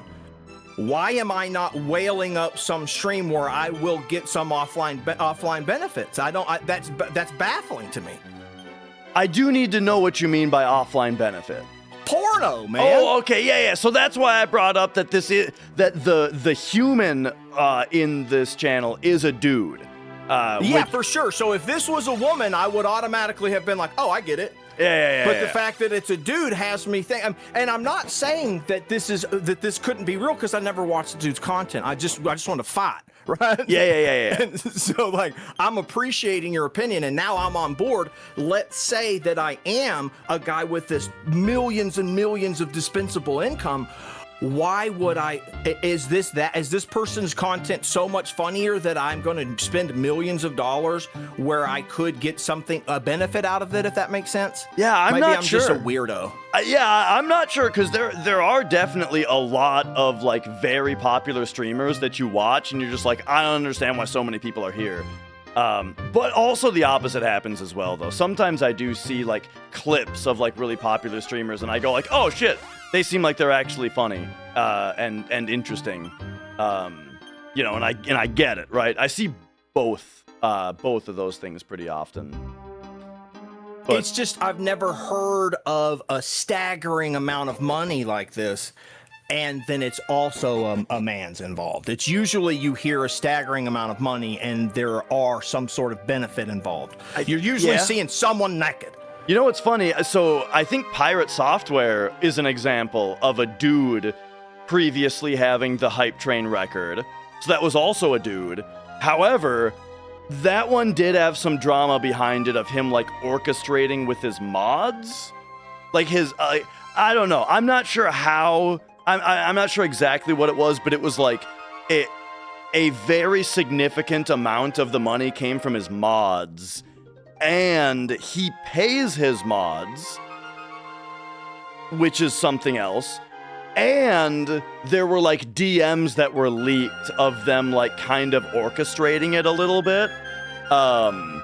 Except here's the thing about all of it, orchestrating. Do you mean making it fraudulent, or it didn't seem really what it seemed like was that the mods wanted to donate a lot, as happens because they're mods of the channel because they're around a lot. And exactly, it was like when the Hype Train was, they were like trying to make it so that like, oh, if it's about to end, then like dump a bunch more in to extend the timer. It was like that kind of thing. Almost like, kind of like what I was saying about the first guy. We would use donations to afford people more opportunities to donate. Yes. No, totally. Yeah. Because if the Hype Train's over, then people are less incentivized. This was a subathon, though. Hang on. We are talking about two different things, kind of.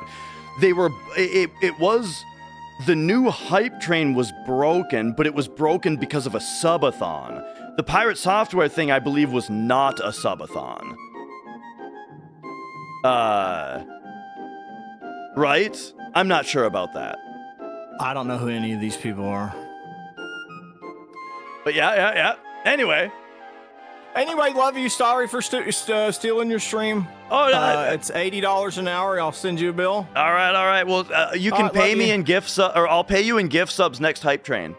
Perfect. That'll work. Love you. Bye. Hey, Miss Dasho, fan of the year. Ba. All right, Popo and Duck, everybody. Anyway. All I was trying to say, really, the reason I brought it up is that I was wondering if anybody else got a random gift sub for Beetle. Because that's the guy, right? If anybody, it was just sitting around on Twitch, and they, for some reason, got a gift sub to this streamer, that's why. But yeah, like with the Pirate Software thing, right, it's like he pays his mods, which, first of all, is like the only streamer I've ever heard of doing that.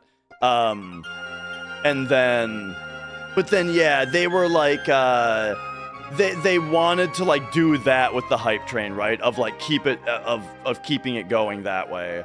And the fact that the DMs leaked, people acted like it was a big deal.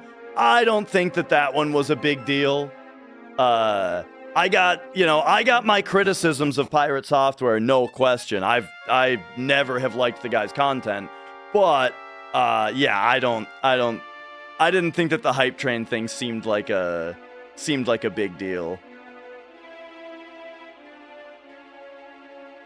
Now the Mr. Robot thing, that's a much bigger deal.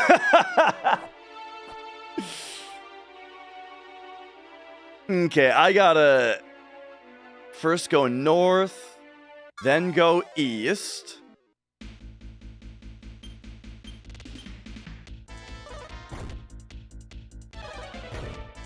I actually get a little bit self-conscious thinking that some of my content is a little bit too Pirate Software-y, because my impression of him was that just like everybody else, right?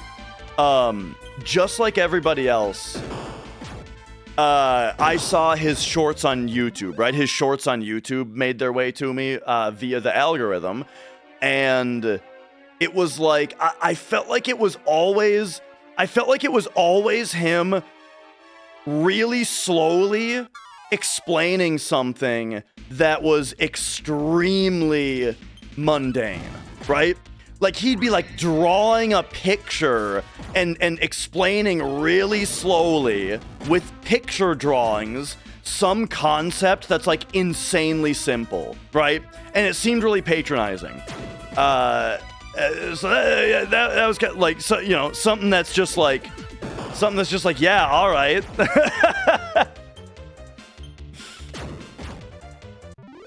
And then there was also there was a bunch of other stuff, right? Like the Mr. Robot thing, where his whole problem with Mr. Robot was like completely off base and fabricated. Where it's like he said that the show Mr. Robot stole a puzzle from a certain guy, and that they must have stolen it from his write-up, Pirate Software's. The writers of Mr. Robot stole it from him because he is the only person in the world that wrote this write-up about how the puzzle was solved. But it was like, A, he didn't have the only write-up of the thing, and B, the puzzle in question was on the badge of a certain DEF CON. DEF CON, if you've heard of that, right? It's a convention. It's like a hacker convention, right? And on the badges, they had this puzzle. And guess what? The guy who fucking runs DEF CON is a consultant on Mr. Robot. So obviously, like, he provided them the puzzle. That was from a DEF CON thing.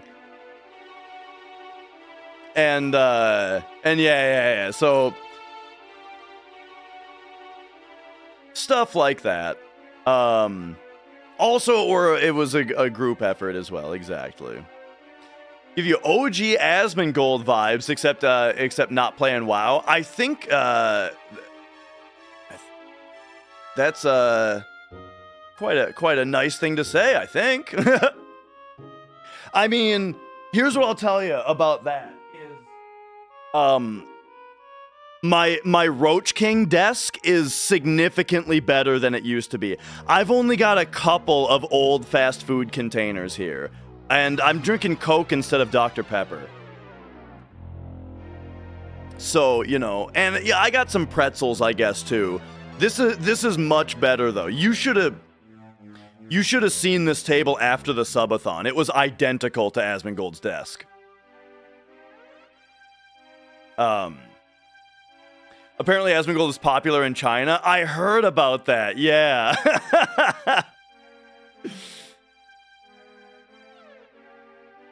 When I explain things, you remind you of your bad ADHD moments. Oh, yeah.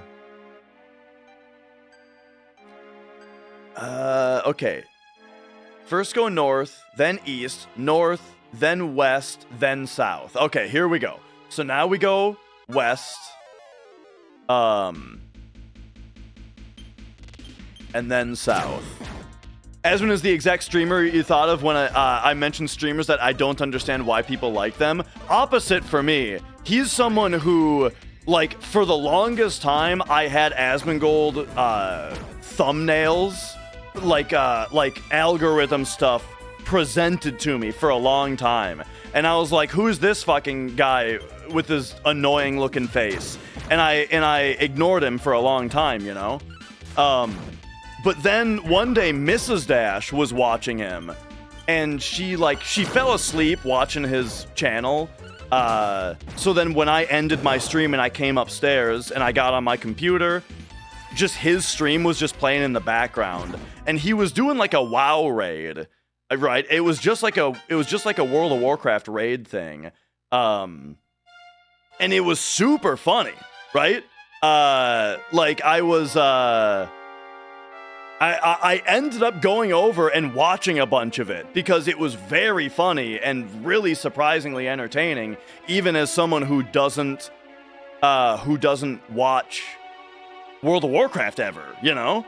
And then there was another day that Mrs. Dash was watching him, and he was doing unban requests.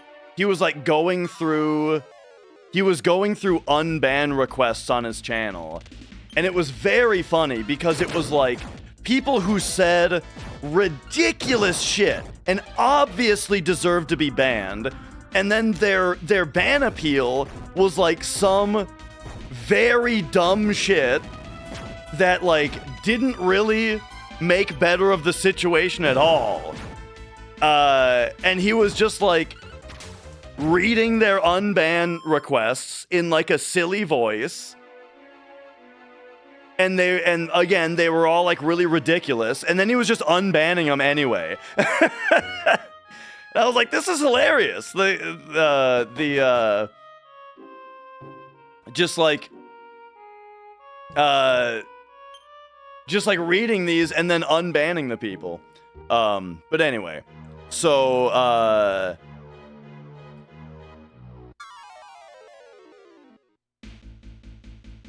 I don't hate these people. I just don't like to see them in any media ever. I'm not sure what you mean. Maybe. But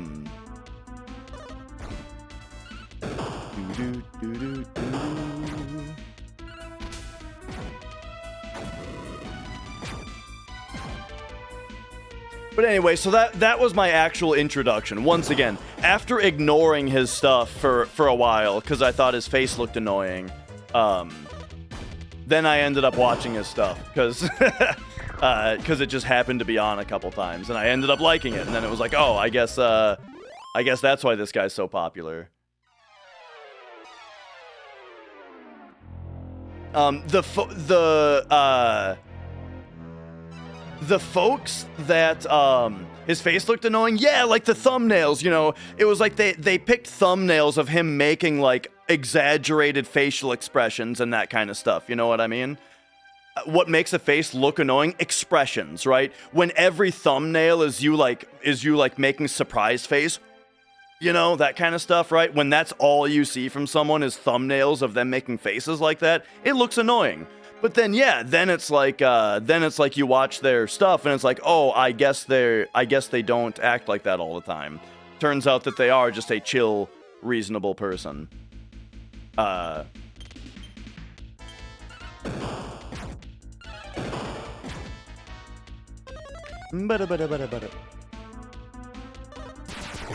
Oof. Oh! That's no good. Also, why is Amos in the party? I watched a lot of Gotham Chess for a while. You know, that's actually funny. I think Gotham Chess is an example of someone who I watched a lot of, but I never subscribed to him.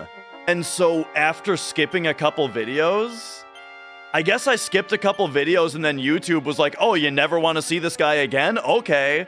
And then I never saw him again. Hang on, I gotta get my other guy back in the party.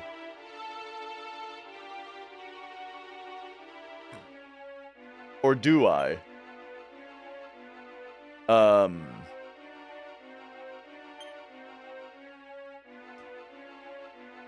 Okay, we gotta vivify you? Or at least we'll try it.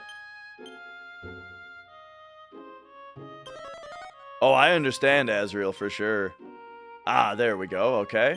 And now we'll restore.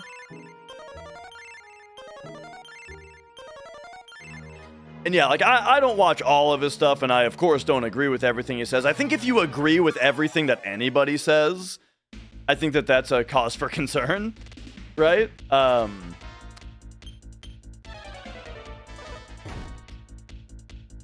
I do watch quite a bit of his stuff nowadays. And yeah, Carl, I watch most of Carl's videos. I usually don't watch the GoldenEye stuff, though. I can't bring myself to care about GoldenEye.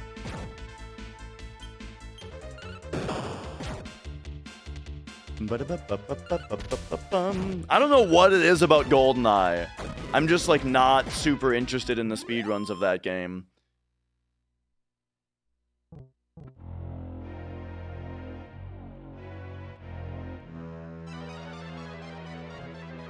Okay, so this is kind of where we got to before.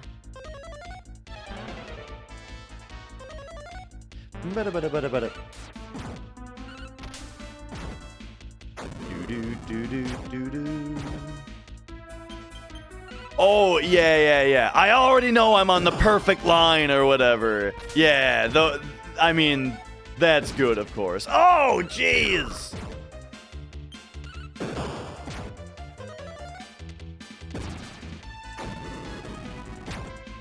Alright, so we gotta watch out for Hassan imitators, because they can apparently...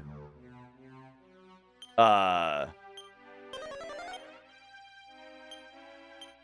our party? The Billy lawsuit, affected his channel greatly. It sure did. I do think that he's gotten better because of it, you know? Like, the reason he got sued and was punished was that he made a claim that he didn't have evidence for, you know? And I think that Carl's reporting has noticeably changed in order to fix that.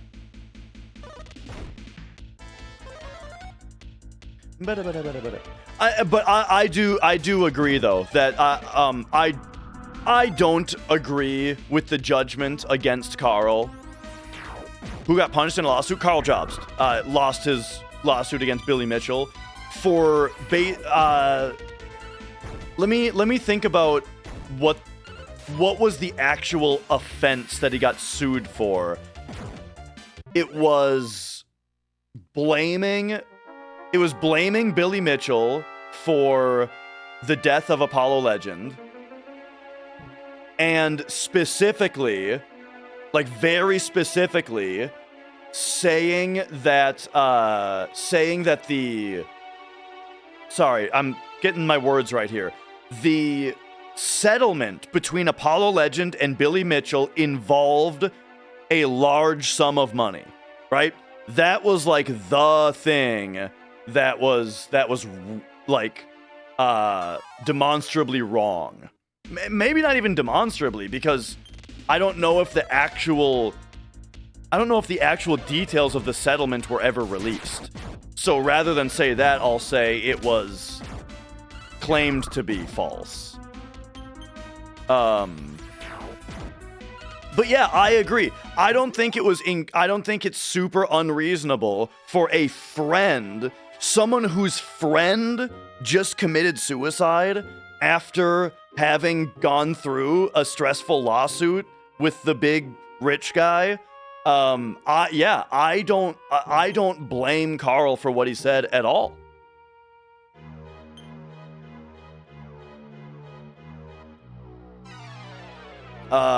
And I also think that, here, what if I mean, how much does identify do? Not this. But yeah, like, I don't blame him for that, and, maybe I don't know enough, maybe, yeah, I mean, I'm not there, sure. I'm not the judge, I'm not there, and it's not my decision. I'm just saying that while Carl, while he did do something that was wrong, and he lost the lawsuit over it, I'm just saying that given the circumstances, personally, I don't really blame him. I don't hold it against him.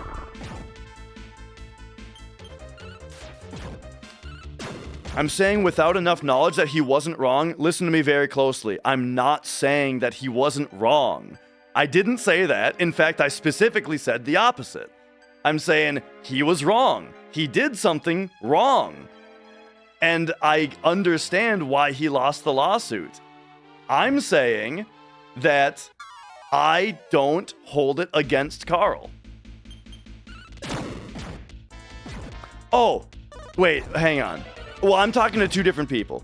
Okay, oh, sorry. Yeah, maybe Tipples is talking to Nick and not me. Gotcha.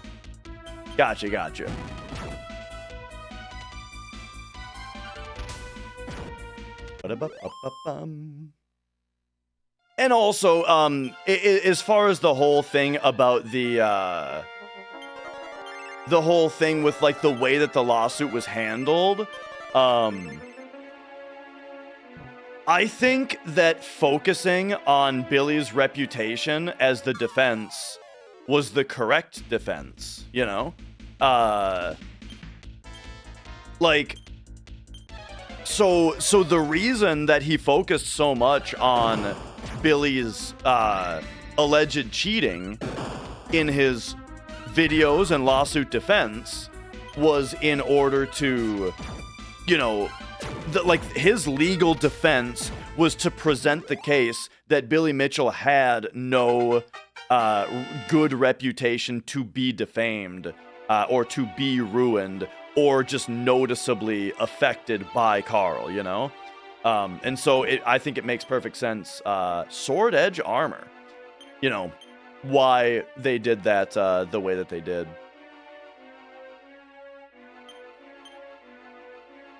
Okay. Should have instead focused on Billy's reputation for suing people. I mean, that was mentioned a lot of times.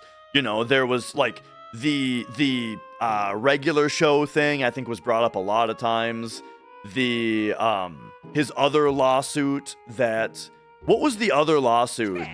Where Billy showed up with, like, the military tie? Right? If I remember the information right, it was that even though Billy Mitchell himself hadn't served in the military, he was, like, wearing a military tie and, like, made sure to point it out to the judge, right? And, like, stuff like that.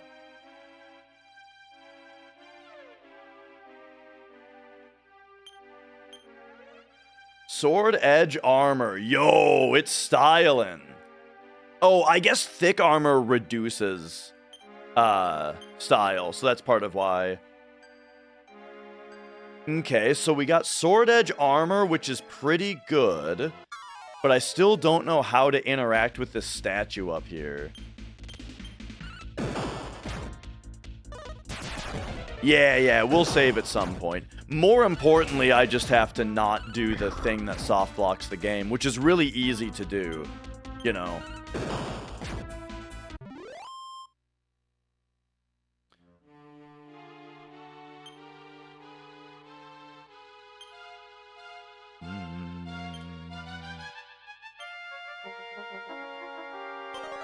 Hit me with one of those.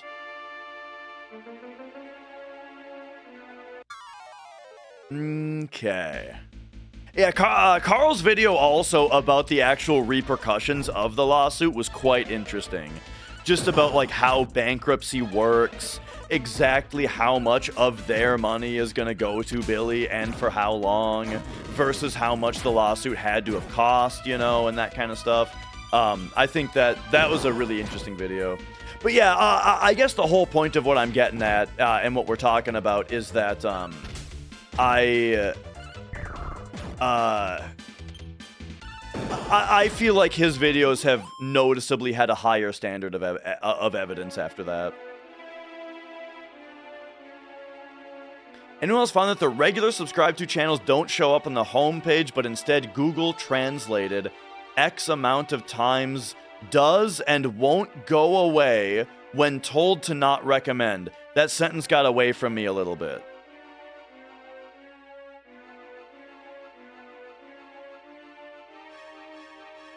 Oh, you're talking about, like, videos that are, like, we Google translated this thing this many times and now it says this. I see. But yeah, I got no idea.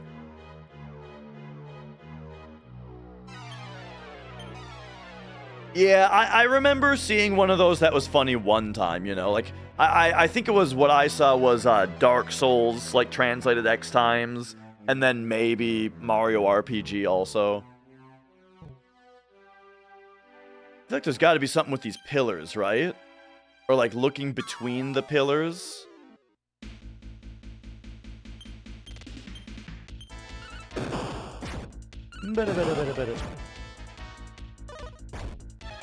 Every time you saw another Billy video, you're like, I have to admit, I enjoyed all the Billy videos. Like, as far as watching the Carl videos throughout the trial, I watched every Billy video and I really liked them. That said, what I also thought was interesting is I do remember like the retraction, right? One of the things against his case was that like he didn't properly retract the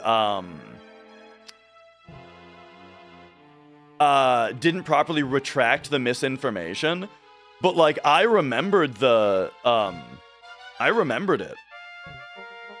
As in like I'm one of the people who, when he said the original thing about the settlement with Apollo Legend being for a large sum of money, right when he said those words, I thought, that's weird that he didn't say the exact amount, and it's a settlement, so I don't know if we can actually know, is exactly what I thought. And then I remember also seeing the retraction.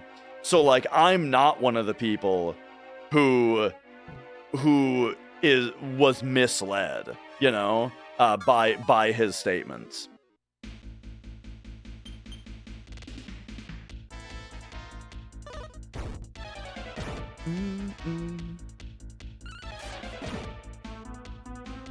Bum bada bum. Bum bada bum.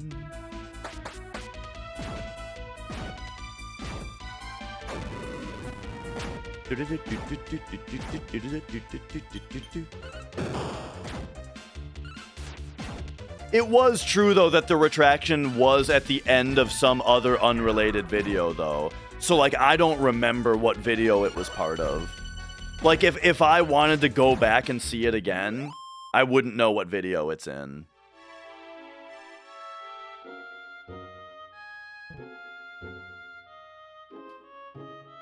This thing definitely looks like it moves, you know?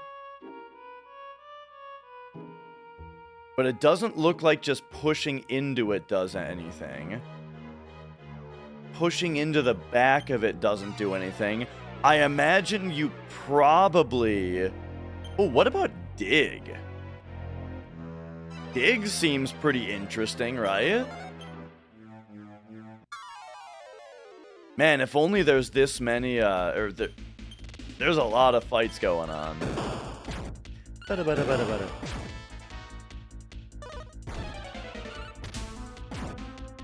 Yeah, this is my first playthrough. And as such, I'm definitely looking to solve these puzzles on my own, you know? Just throwing that out there. Okay, so it's not a dig thing here. Just looking at the other options that we have. What does Goldsmith say? No treasures remain. Huh. Alright. Well, we'll just make sure that this stays written down, yeah? So, let's, look at the map here. Make sure that we mark this on the map.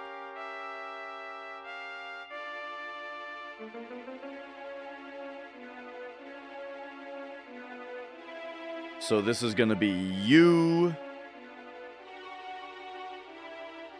And you.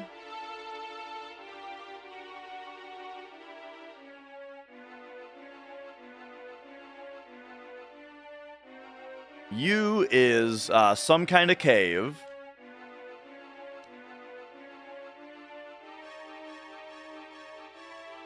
Sufida's shield. Okay. Sufida's shield hint leads to gargoyle statue. Can't seem to interact. Gargoyle statue and 2 pillars.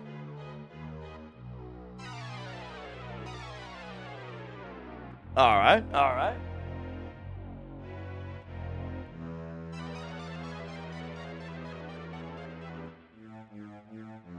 Imagine having to draw the map. Oh, back when I played through, hang on, let me find you something.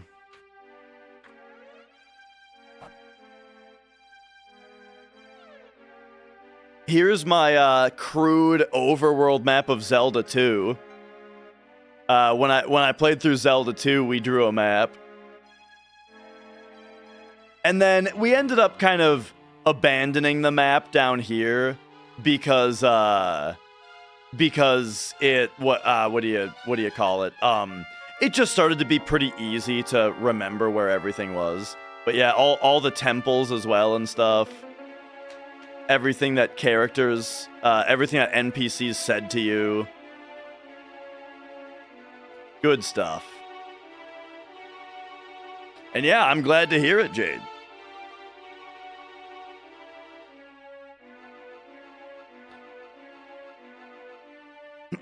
Oh, yeah. Phantom Hourglass being able to draw on the map with the DS features, that was really cool. All right, I'm leaving this place for now.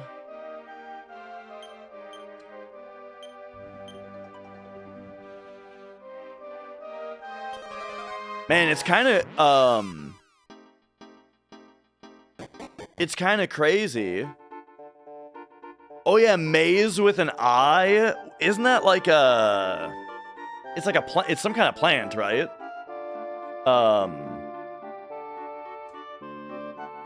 It's like corn, right? Maize, corn. Yeah.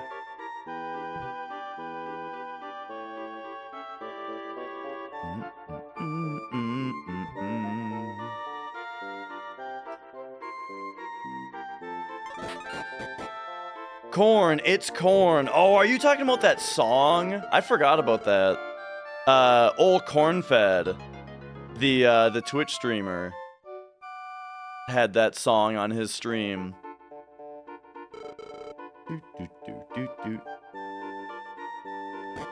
Oh yeah, you don't know what Identify does? So what Identify does is it identifies something in your inventory. Right? So we can say like Sword of Slumber. Boom, here it is. It's a weapon. Attacking with it may put it to sleep. It can be equipped. These 2 characters can currently use it. It can be sold for that much. Right? Boom. That's what Identify normally does. One time it was used as a puzzle solution. Okay, so now I need to recall all of my loose ends here. Daughter of the mayor of San Marino is with a traveling merchant. Can't figure out what to do in Zaxxon Village.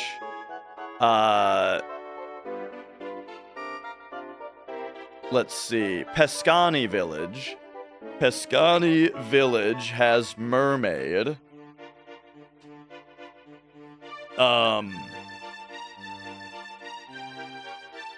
Longadesio,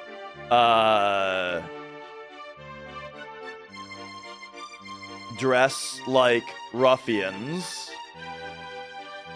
Fucking U Cave.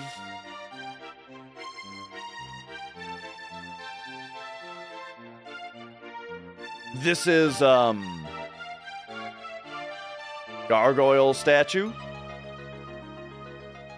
All right, maybe we go back to San Marino and see what the hell they're talking about.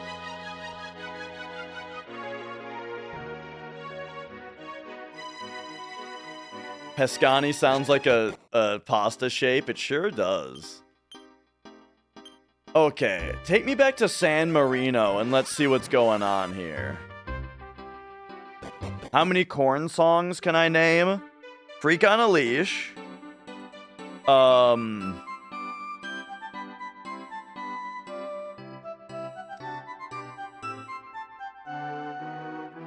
What's that? I'm trying to think of that other one that was like popular at the same time.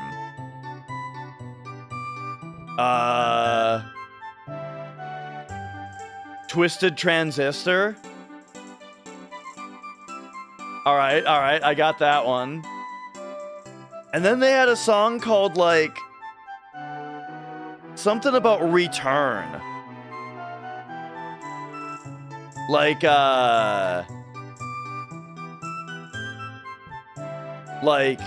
I Will Return, except that's a Black Dahlia Murder song. Or like Return to Me, except that's a Tub Ring song.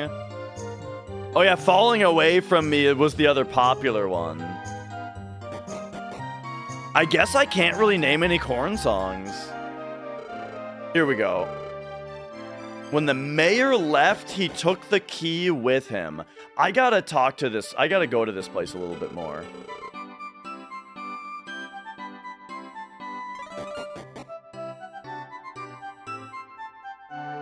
You know what song I'm talking about. Yeah. I think the riff goes like...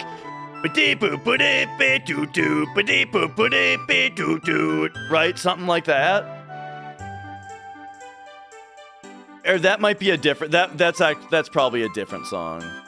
Oh yeah, they also did that cover of Word Up. Sandy, Joseph.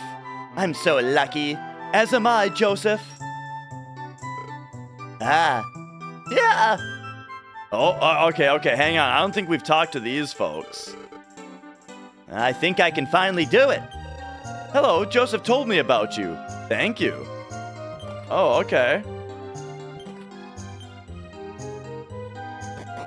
So... Oh, I remember those two. Yeah. Those two were like gonna get married or something.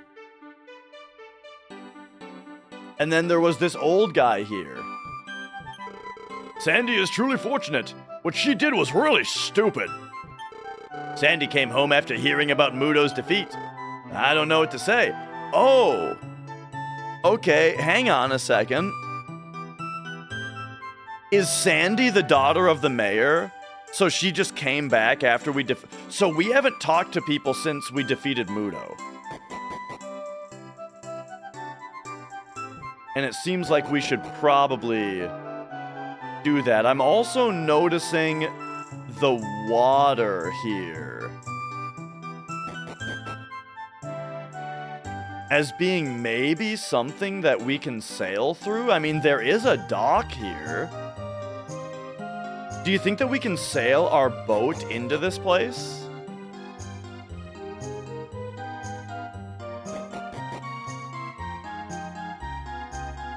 I bet that's going to be a thing.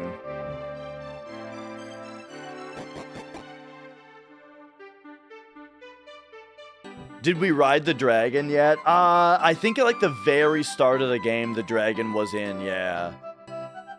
I kind of can't remember what the deal with that was. Why are these three assholes following us around?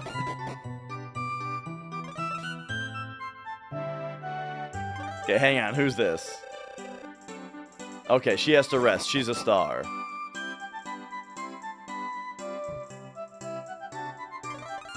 Climb into our body like a normal RPG. You know what's funny about that, Taco? I love the gag in FF7 when you first meet Kate Sith. And he goes, and like a little bit into the conversation, he goes, well, shall we? Like, we're gonna go together. And they're like, what? And he's like, I'm coming with you. And then he just he just starts walking into Cloud, and Cloud gives like the no, like hold on, like puts his hands out, and Kate just walks into him. It's a great gag. I mean, Reeve, I think anybody who thinks that you should call Kate Sith Reeve is looking for attention and putting way too much stock into the idea that they know one fact about the game Final Fantasy VII. Also, personally, I don't think that Reeve is controlling Kate Sith 100% of the time. I think that Kate Sith has a degree of personal sentience and takes orders from Reeve. And Reeve is able to hear what Kate Sith hears.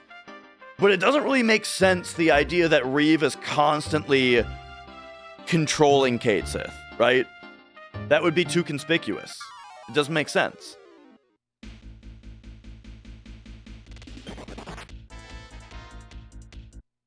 No.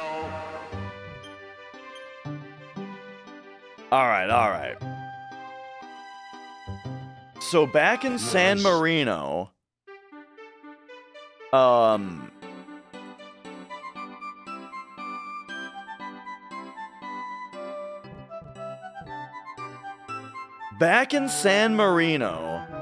we've got, like, things are different now that we've defeated. Okay, the mayor left Yaun. Would you like to be the new mayor? Yeah, sure, let's do it. The mayor should be a resident of our town. Oh. Okay, well, then I'll say no and see what she... Oh, okay, she just says the same thing either way. Welcome to the port town San Marino. All right. The new mayor has to deal with a lot of things to do.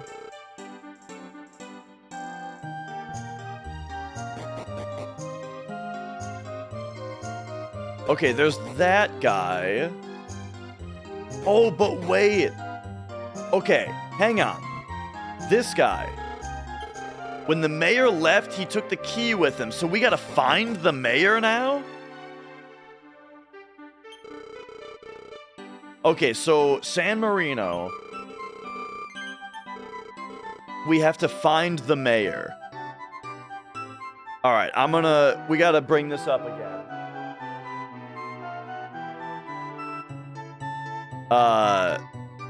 San Marino. The mayor has the prison key. Mayor left town. Okay, alright.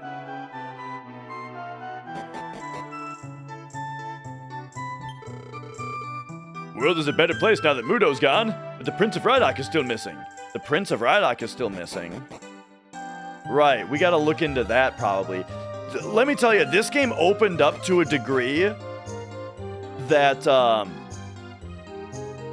I am very happy about, but also was not expecting. And now we've got now there's like a million loose ends. Came to find a carpenter for Rydok Castle. Maybe able to help you when I return.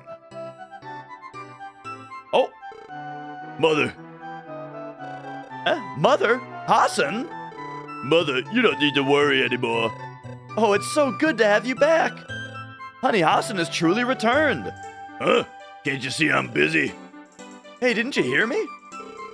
Be careful, Mother. We don't want to upset Father. After all, I'll be leaving again. But Hassan, I can't stay. There's more that needs to be done. I'm sorry, Mother. Very well. At least I know you're safe. Do what you have to and then come back home. Of course. You'll let Father know. Okay, I feel like we've already seen that cutscene, but I guess it must have been a little bit different last time. It's probably different now that we finished Mudo. Maybe he'll have some time when he gets back. Okay.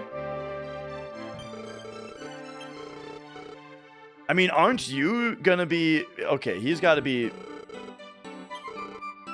Like, he's here for the dad.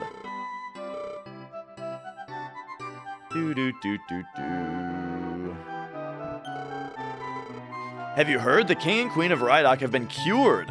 Yeah, I did hear about that.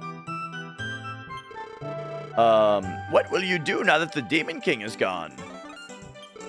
I want to be as powerful as the Demon King when I get bigger.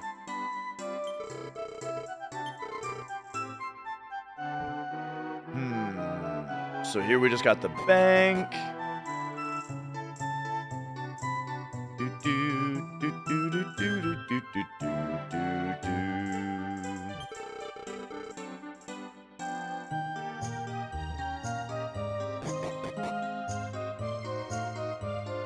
Whoop.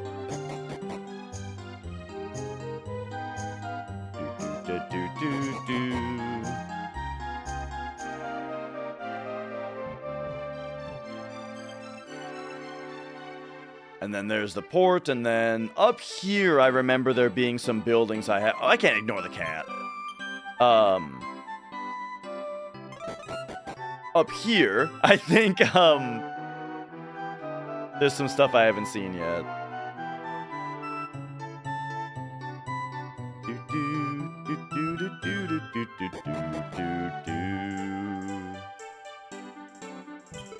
Muto's defeated and the King of Rydok is awake. How far will the King's power extend? I better go back to Rydok and talk to them again, even though I feel like I already did. But there sure are a lot of people talking about it.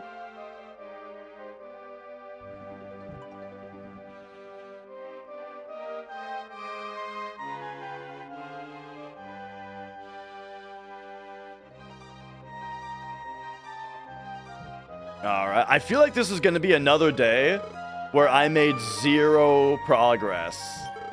Basically, you know? Like, okay, so this guy knows about mermaids.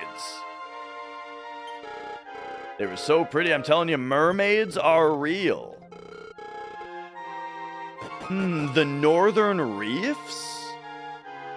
I'm guessing he's talking about where we already know. Which is...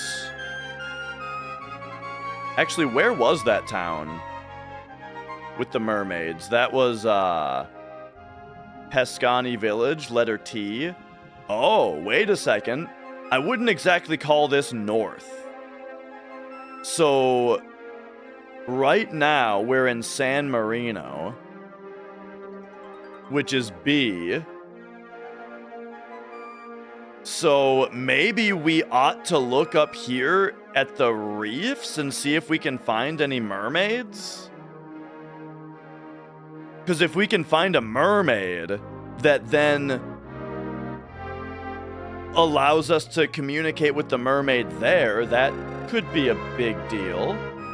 With the Demon King dead, even a woman can safely travel the land.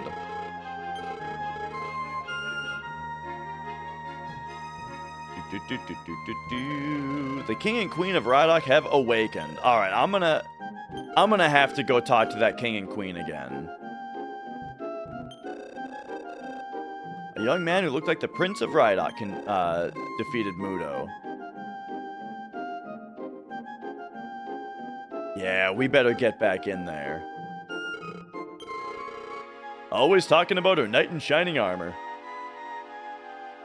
What, now does she have something else to say? Okay, no.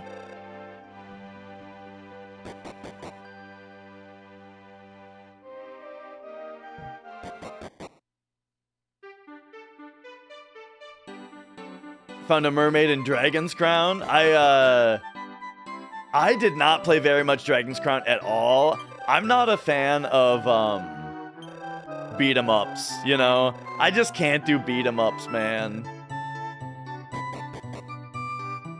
But you better believe, you know, I did play as the sorceress when I played. Yo, Swifty, I sure did.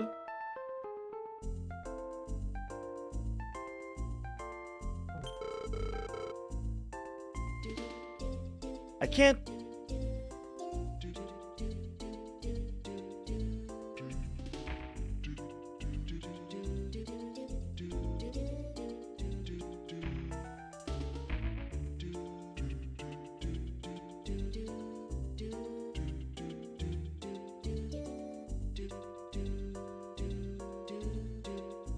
Whoa, the casino sign. I like that it stops and flashes. All right.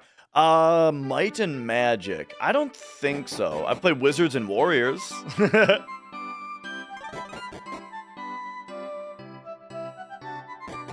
do do do do.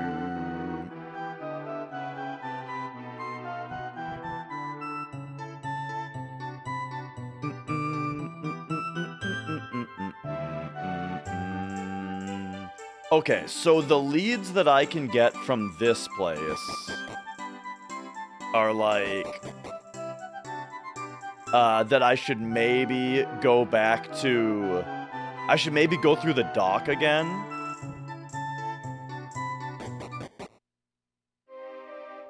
Like, remind me where this takes me. Ticket counter to Rydot Castle. You know what? Sure. Let's just take this back. Yeah, Blueprints was this year. I'm still thinking about those drawing puzzles. You know, I think I figured one of them out. And then I've got an idea for another one. And then the last one I'm still working on in my head. Which is funny, like, the way that I play games. Where it's like, if I see a puzzle that I can't figure out in a puzzle game, I just won't play the game for 2 months while I think about the puzzle.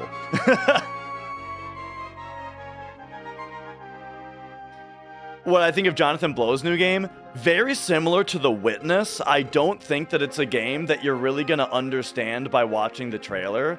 As in, like, the trailer for The Witness did not look very good, you know? But then you play The Witness, and you're like, oh, that's what they do with the concept, you know? And it's, like, really fucking cool. So, I'm guessing it's gonna be really good. But yeah, the trailer certainly didn't pique my interest. It didn't pique my interest any more than it already was.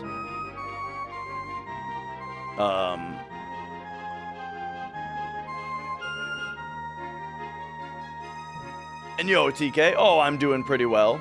We're doing a lot of just, you know, just wandering around. Did I play Braid? Yeah! I didn't finish it, but that's actually probably you know what? That would be a good Steam Deck game. I should reinstall Braid on Steam Deck and actually play through it.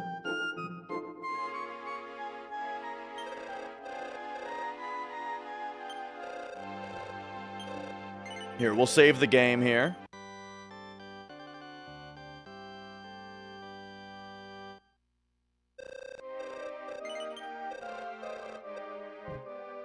But yeah, it's funny that it's been so long since The Witness because, like, I don't know if you know about what Jonathan Blow's been up to since The Witness came out, but some indie developers make their own game engines. Jonathan Blow made his own programming language and compiler. So that's some next level shit.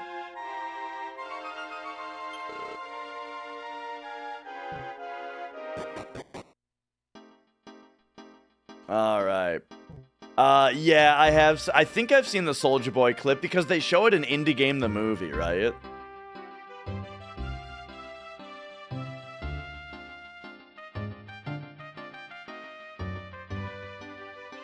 I really liked Indie Game the Movie, and boy, I tell ya, I think Phil Fish, I think that guy, I think people are way too hard on that guy. Is it? Man, like, the things that guy said that people are mad about were not very serious. I think it was partly a matter of, he definitely argued with people, right? Like, it seemed like he was quick to argue with people, but still.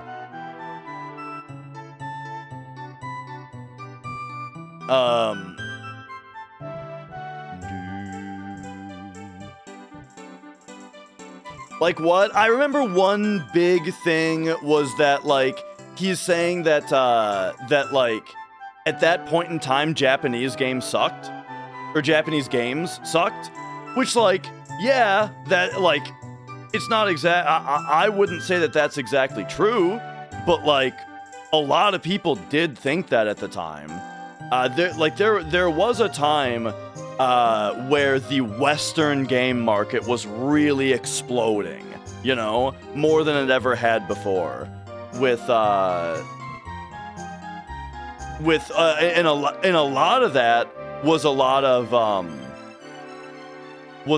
of indie games, you know. Indie games was a big part of that. And I just feel like people were way too hard on him about that, you know? He was talking down to them and being racist about it, so I don't remember it being like that at all. Maybe I'm wrong. I don't remember it being that at all, though.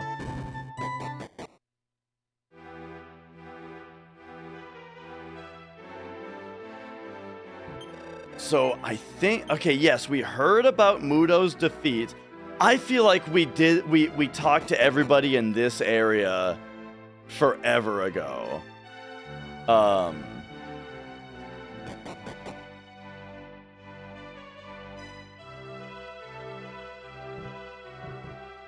But yeah, I mean, I think he was, like, certainly a little opinionated, maybe a little douchey, but I don't think he was as douchey as people act about. People act like he was one of the worst game developers ever, you know? And it's like, Yeah, and here's what I'll say, though. I will also say, though, that, like, my opinion of him is definitely influenced by the fact that I think that Fez is a fucking awesome game. Fez is awesome.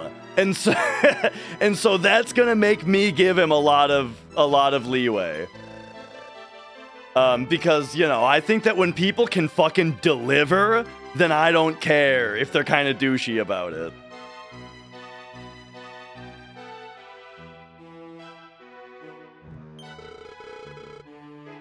All right. But yeah, I don't know. I just, again, I might be wrong or not have seen the things that people are most concerned about. But I just feel like terrible person is like very strong wording that, from what I saw, I didn't think, I don't think is, what's the word? Like, deserved. I'm not sure what Shara said. Muto may have been defeated, but other evils still plague the world. Even if they all are defeated, will the world truly be at peace? I don't know, but we've taken the first step. Be careful. I'm not sure how I know, but you're definitely our son.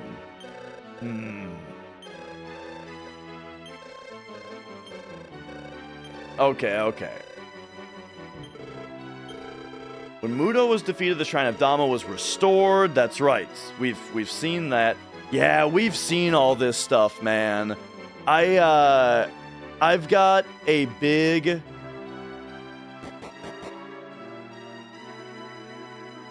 issue in this game right now where, like, I just don't know what to do in any of these places. It's crazy, you know?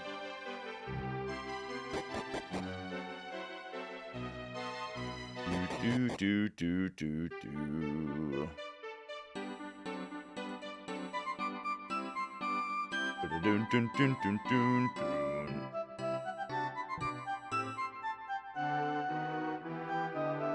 Oh, somebody asked what year this came out earlier. I think it was like 95? Right? Let's double check.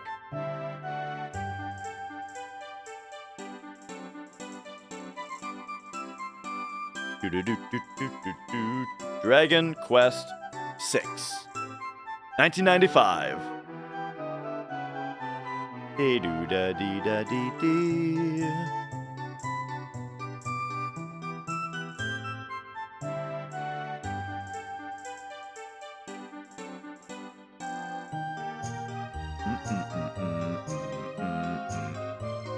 Okay.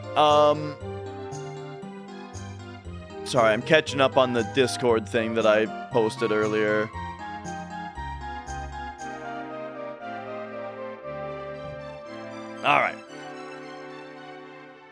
and get YouTube chat back up there. Oh, yeah. This must be the hot plate puzzle I've heard so much about.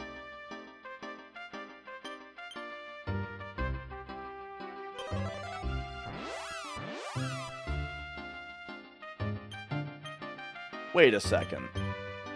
What the hell is the style shop? Oh, yeah. It's at the south end, right? Okay, right. And then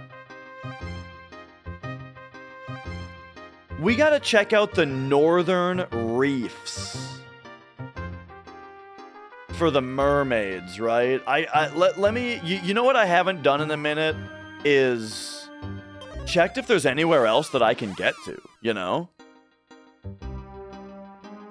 So we've got the boat. I mean, I stopped when I got here, but what if there's even more that we can get to?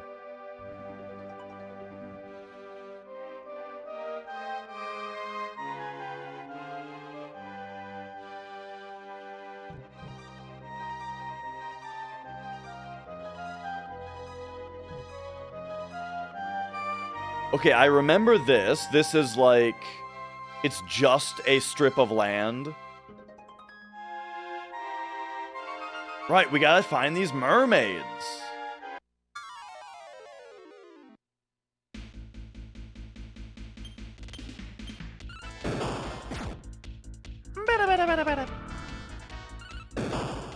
Dude, I'm enjoying Chamorro as a Beastmaster. We're mermaidenless.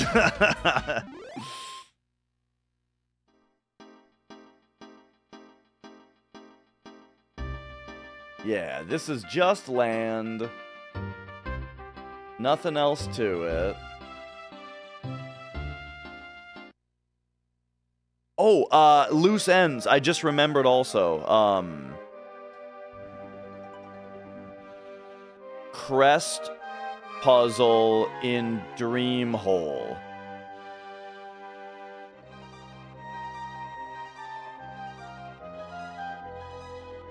And then this is a place we've already been to a bunch. Okay, so yeah, we can't like escape into the greater area.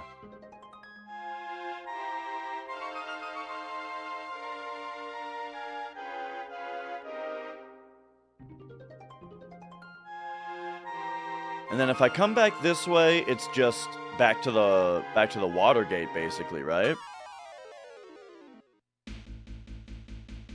Whoa. Iron Turtle?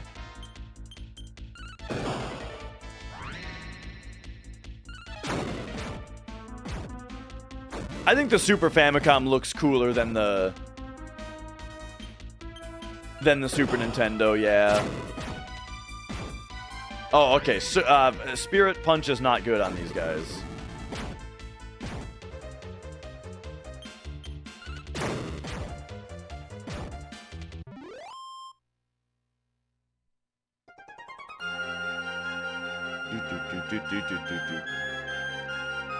I'm starting to forget what stuff like this is, even though I know I've been here.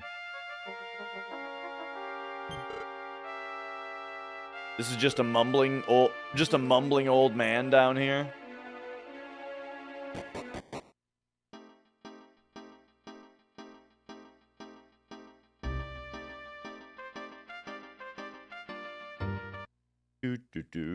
I love the look of the front-loading NES, you know, and that's certainly like a bit of nostalgia, of course, but I like it a lot.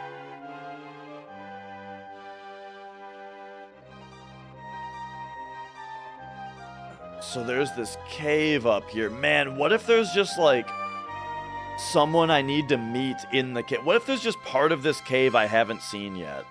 You know?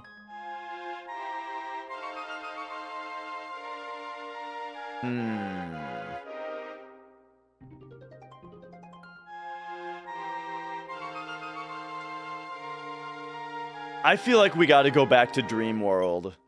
And I gotta find something else. I gotta find another place that I can get to.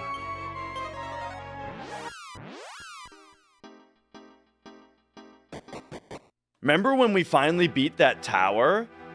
And then it just, like, didn't actually help me? Wait, what did that do? Let me actually think about that. What did it do?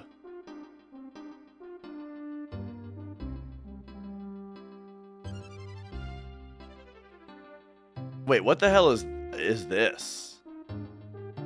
Floating island appears when the moon is full. What the hell was I talking about?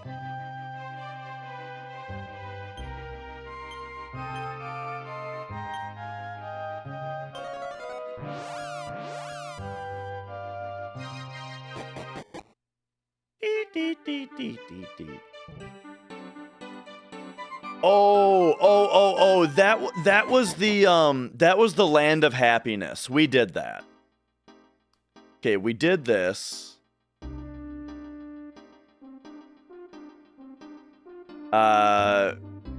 We have the flying bed. I mean, should we go talk to people in Clear Vale now that we have the bed?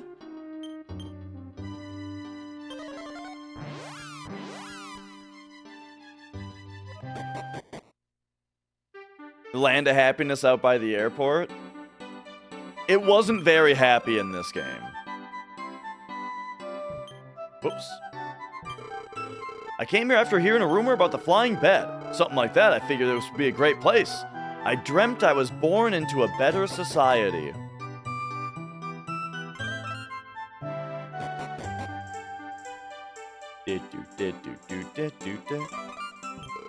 Adventurers, you might understand. You have to be careful who you take with you on long journeys. You have to be careful who you take with you on long journeys.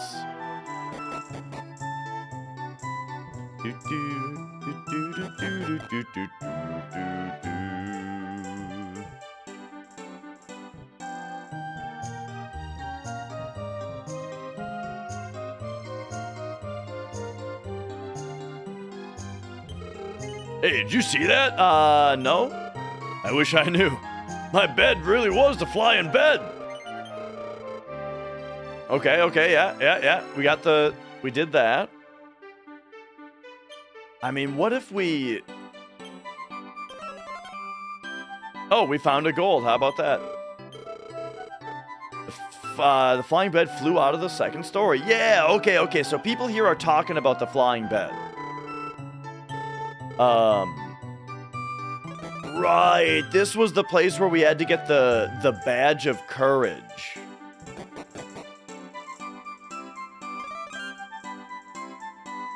Yeah.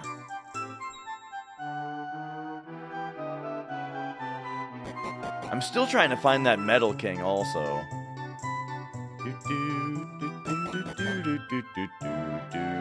This is one of the most hummable songs in a video game I've ever heard.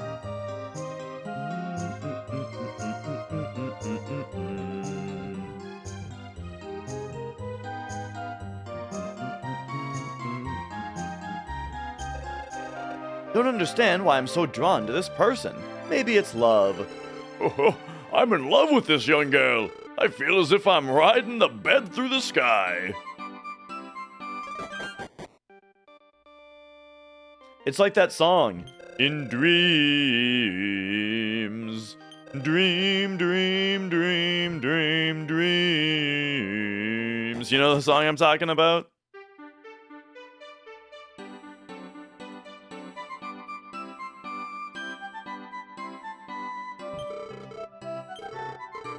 No way I'd ever be able to have something like that. You have to be someone special to ride it. Sure. This is terrible, but it's just a rumor. It's said that a demon lives at the bottom of the Western Sea. Okay. I think this is some new info.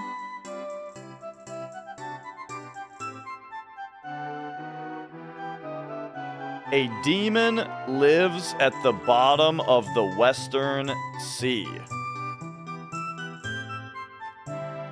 That demon sunk the legendary city into the sea. Oh. Demons sunk a city into the sea. Mermaids can reach the city. Okay, okay. I like that someone is talking about mermaids. Because,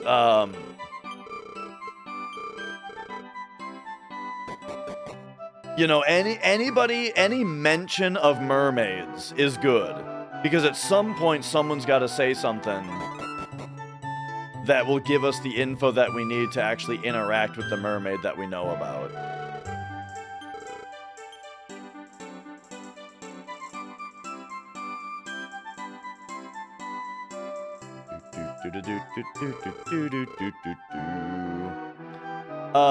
Which do I prefer as far as the party goes? You know, I don't really have a preference. I know it's not exciting to not have a preference. It's not much of an answer, but like I like both, you know. I think it's fun when the characters all walk into the one character. And it's especially funny when games do gags with it. Like, yeah, we talked about the FF7 one, but then also in Mario RPG, there's like the part where I think Malo is walking into Mario, but then the guy's like, hang on a second, and then Malo like bumps into it, like knocks into him. Like, there's funny stuff like that. Oh, hang on a second.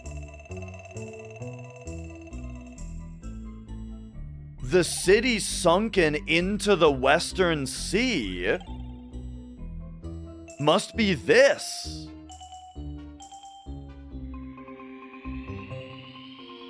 Oh.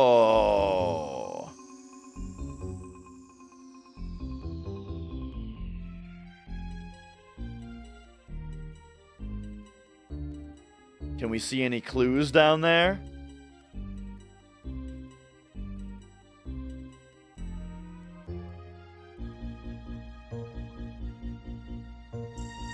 Nah.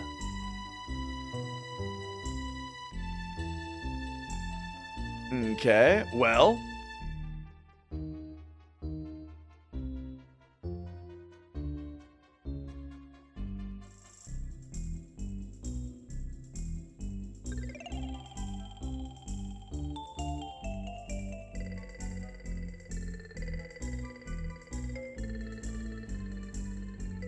If I look at my map again,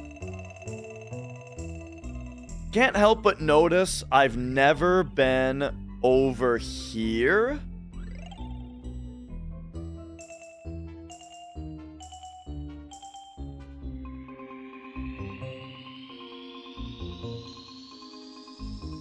Let's take another look at that real quick.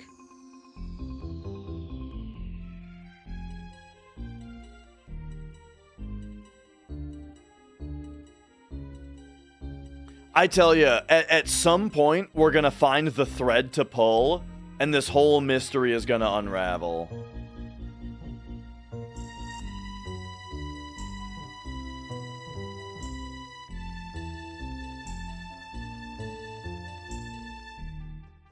Did I write down what this is? Oops.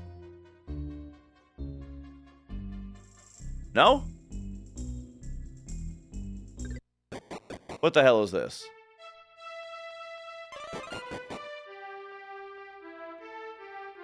Fortune teller.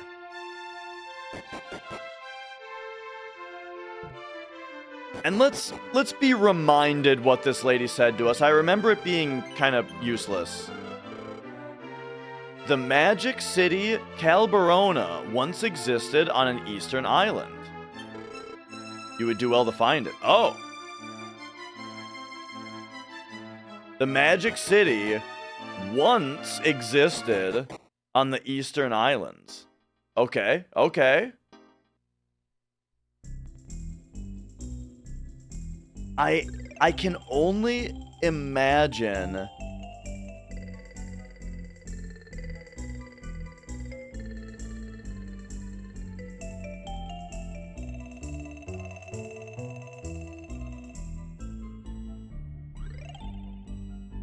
if the city once existed,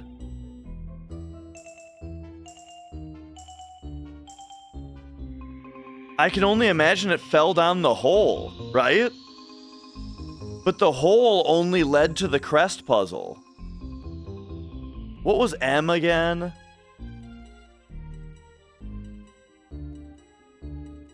Oh yeah, there's like some kind of water of life there that I don't know what to do with. This I would like to be able to get to. Maybe I'll focus on that for a minute. But there's probably just craggy mountains here, or rocks.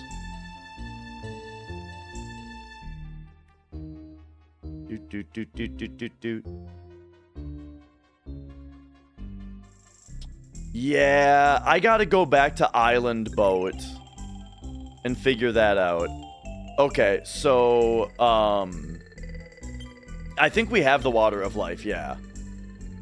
Like, I'm pretty sure we got it. Like, if we go... Hang on, if we go, item, sack, view...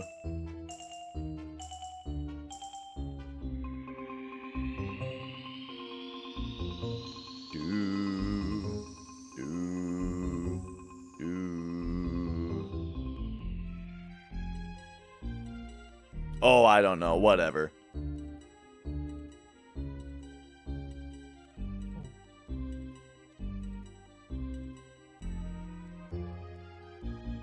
Okay. So, if I want to get back on the boat, how did we do that again? There was like a fast way to do it. And I don't think it was teleporting to Clear Vale.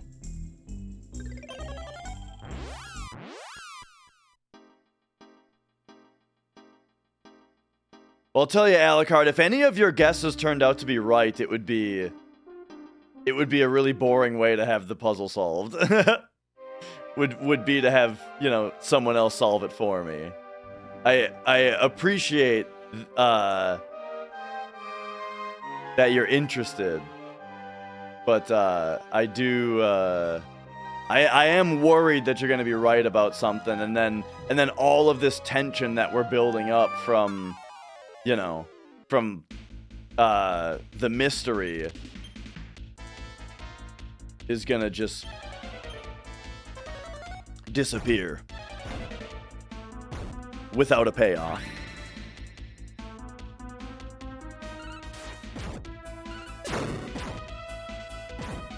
Lick my asshole. Asshole. Oh, hey, it's Friday today. I kind of forgot that it's Friday because the week got broken up by Christmas. I'm gonna try to do a drum stream either tomorrow or the day after. And then also on Sunday, remember Sunday, I gotta be hyping this up more. I kind of forgot about this. I gotta be talking about this more. On Sunday, I am going to be doing the tasks, the commentary. Ace Zephyr and I on the Twitch channel RPG Limit Break are going to be doing a live commentary on the FF7 Any Percent tasks. Yo, Crunky. How'd band practice go? It went well. The drummer couldn't find his pedal arm, and so he didn't have double kick. And also hadn't really learned the songs yet. And so, you know, it was very loose, but it was very fun, you know. Do they have a YouTube channel? I'm not sure. I can ask, though, actually. Let me just pop the question into this channel over here. Is there also a YouTube channel it will be streamed on? Or only Twitch? Boom, there we go. question has been asked. All right, and it's as I feared up here.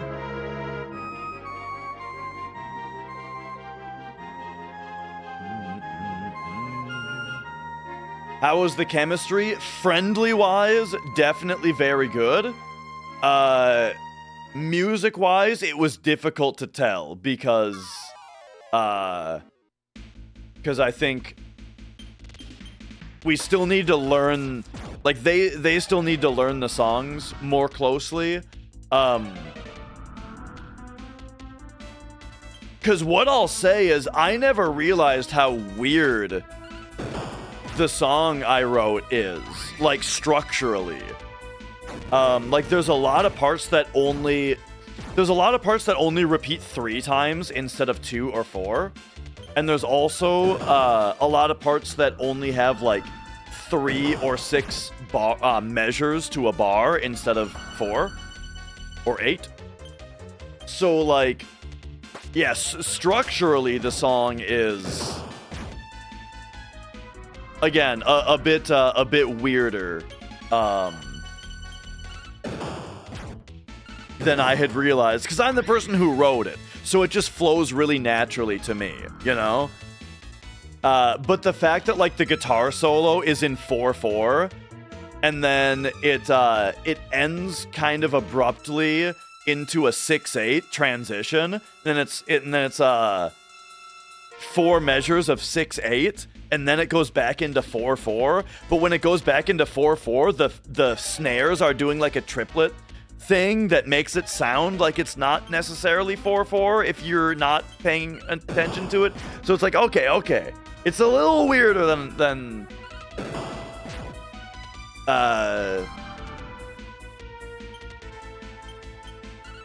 but anyway,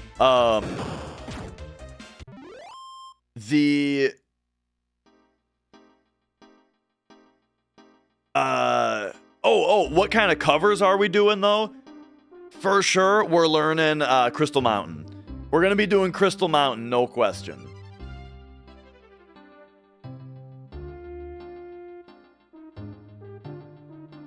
Okay.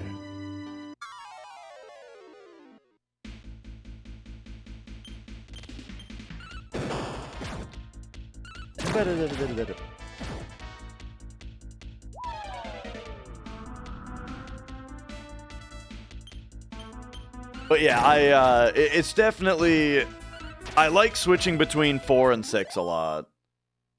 And I like changing tempos a lot too. Cool riffs for 2 guitars. Oh yeah, like that's the thing is I already know the whole song because I just learned it on guitar forever ago because it's awesome.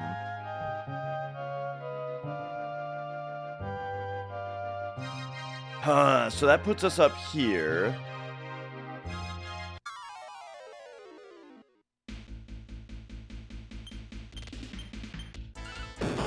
The other guitarist is excited about Crystal Mountain, and I'm sure the drummer is also. I haven't heard. No, he is. He's excited about it as well. I definitely don't expect him to play it like Gene does, though. You know, like he's probably gonna have to change it a bit.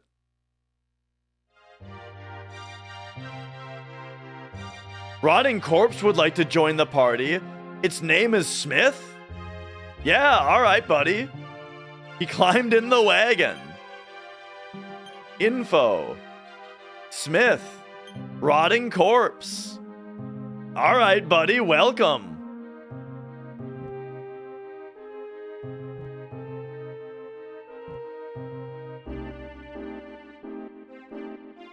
So,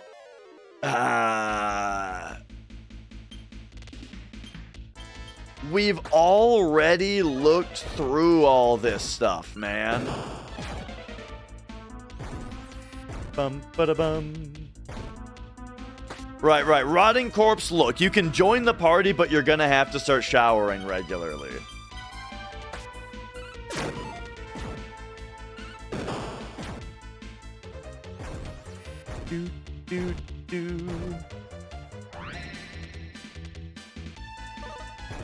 Okay, excellent. So for those of you wanting to watch the RPG Limit Break stream on YouTube, make sure that you are watching this channel. That's where it's going to be on YouTube.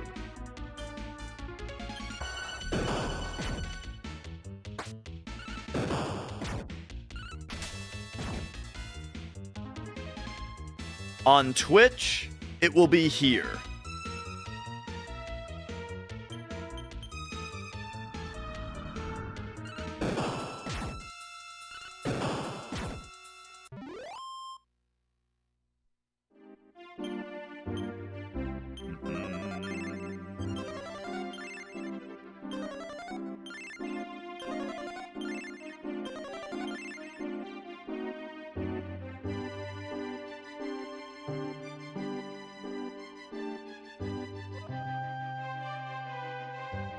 Okay, so this is a bunch of stuff where I can't, Oh, dude, Demon Pot? Hang on. Can we Spirit Punch Demon Pot? No. I think he's out of MP now, though. Like, I think he can only do beat once. Which means now I want to focus on the Bomb Crag.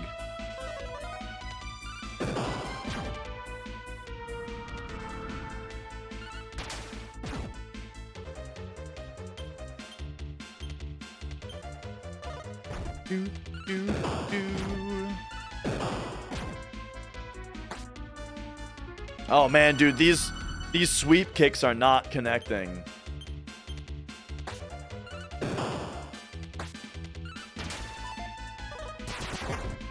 Whoa, okay, maybe the Demon Pot does need to get attacked.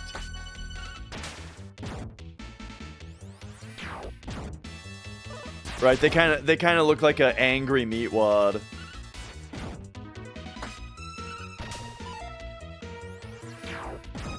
We're getting our ass kicked a surprising amount on this fight. Oh my god, Dash can't hit anything.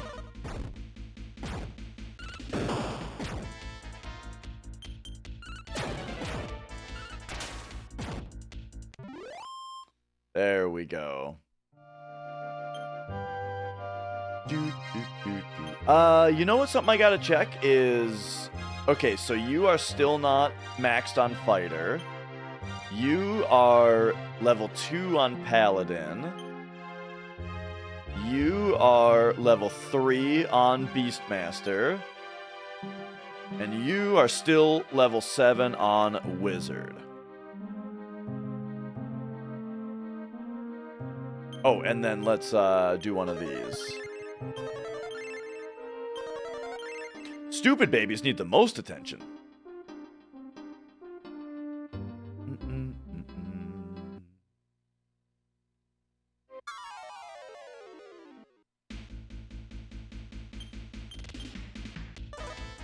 That's probably one of the funniest jokes ever written.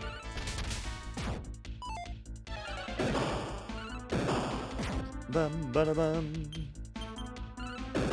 Bum ba da bum.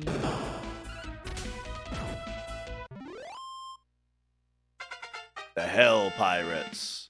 Yes, we are running on a riding on we are piloting an entire landmass. That is correct.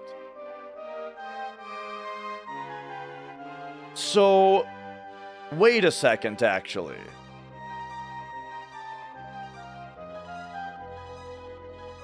We can go anywhere with this. I know they told me to go to these islands, but like, what if we go this way?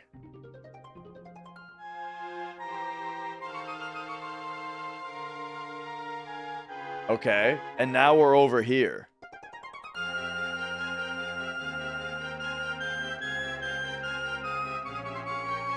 Oops. 'Cause I don't have any of this marked yet.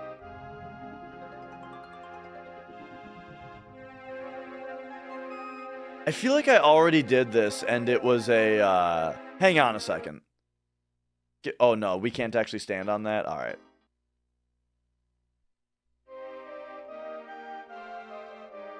Yeah, I don't know if I've ever seen like a JRPG where the map doesn't wrap around like a globe.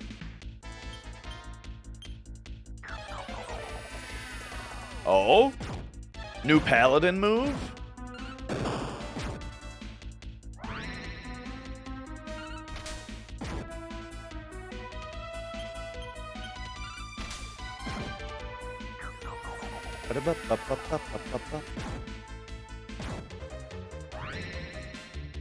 Seems pretty good.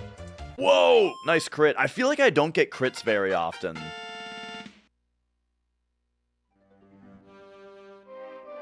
Ah, okay. Muriel has Firebolt now. She can become a sage now. That's actually very important. So we're gonna want to do that as soon as possible. However, okay, of course it's all full of, but we have the water key. Doesn't appear to be a keyhole. Okay, right. That's the. I've already tried this, and that was the deal. No keyhole.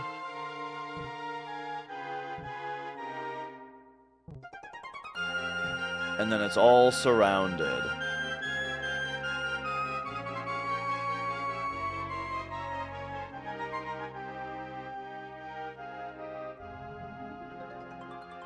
So we may have to get in there a different way. Have I ever in a game looked up the solution to a puzzle I'm stuck on and thought, like, how the hell was I ever supposed to get that? I'm sure. I never look stuff up anymore. So, like, if that's happened, it was a long time ago. The reason, a big part of the reason that I stopped looking anything up ever is because the opposite always happened. I would look something up and I would be so disappointed by how it's something that I was like, it's something that I like wanted to try anyway, but just got lazy, you know? Or something that I knew that I would get around to trying. And it just felt obvious, right? It seemed like that always happened. Man, that move is really good that Hassan has now.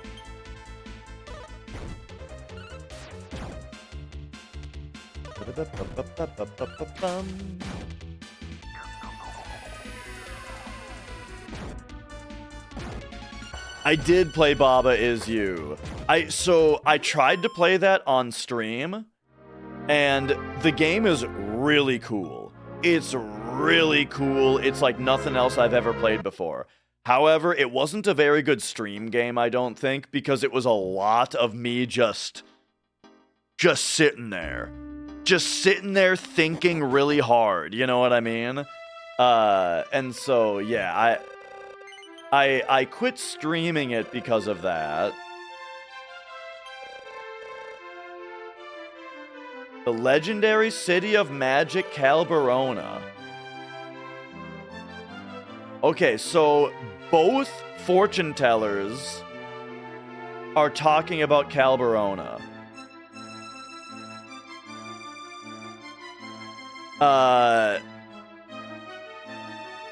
However, here's the problem. One of them referred to the Western Sea, and the other referred to the Southern Sea, which I can only imagine is this, but, like, I don't know. Or maybe it's just that the person... Actually, no, the other fortune teller was this one, right? Oh no, the fortune teller told me to go to the islands over here. Okay, never mind. It was that somebody in Clear Vale said Western Sea, and then this lady is saying Southern Sea.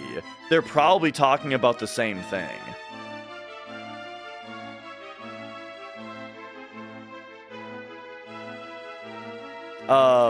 So...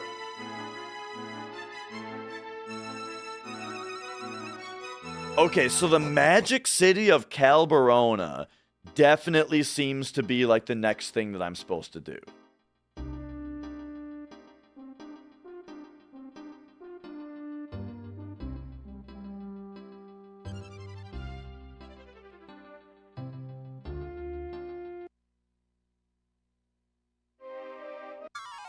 And then what happens if we go a little bit further in here?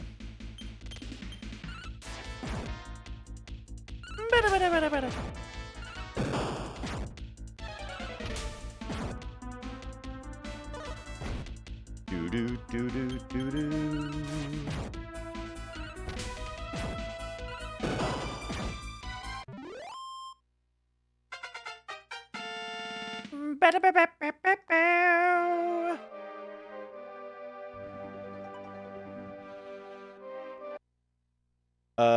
Okay, so is this a place?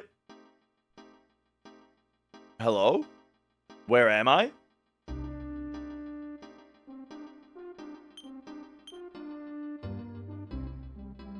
Have we found another...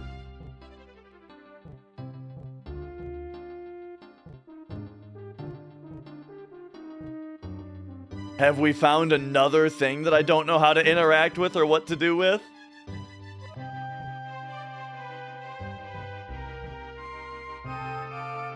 This place reminds me of Chrono Trigger.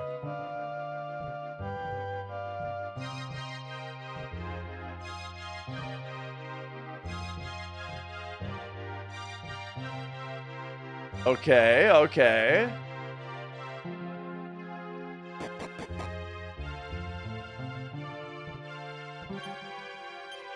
Caution, wild horse. Oh, this is where we caught the horse forever ago in the game.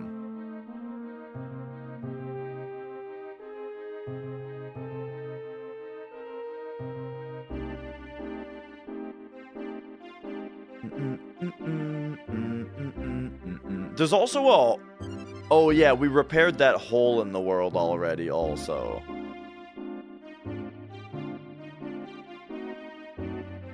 Okay, so all signs point to us having to figure out this city, Calberona.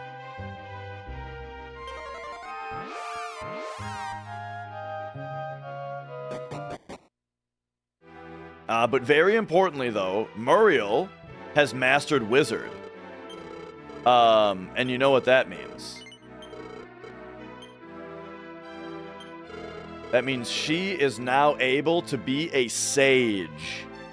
Yeah. Damn, that's really good for all of her stats. Boom.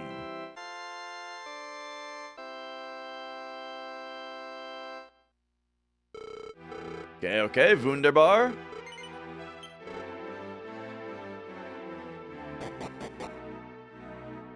La da da dun dow. Oh, I know about the RE6 logo. And the what year was it the Olympics? Was it like the 2012 Olympics? I think also had a really funny logo. Let me check that. 2012 Olympics logo. Yeah, the 2012 Olympics logo was also very funny.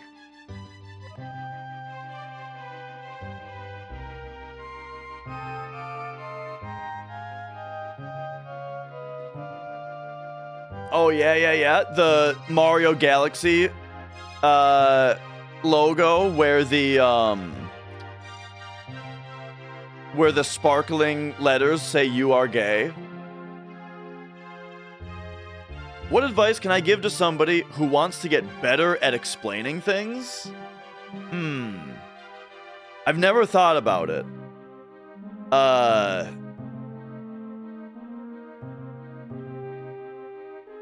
But,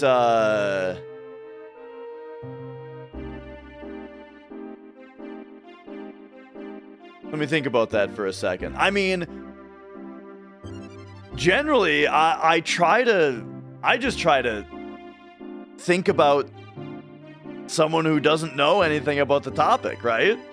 And like, so you have to kind of start broad, right? I guess. All right. Let me try to actually put it into words. Is that it is really important to be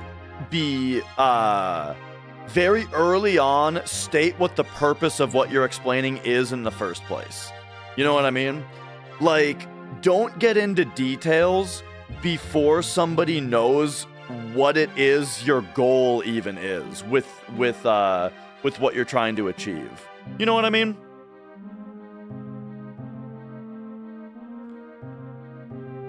I guess I'd say that. And so the other way to say that is to start very broad, right? And almost explain the explanation, almost, right? And then narrow it down.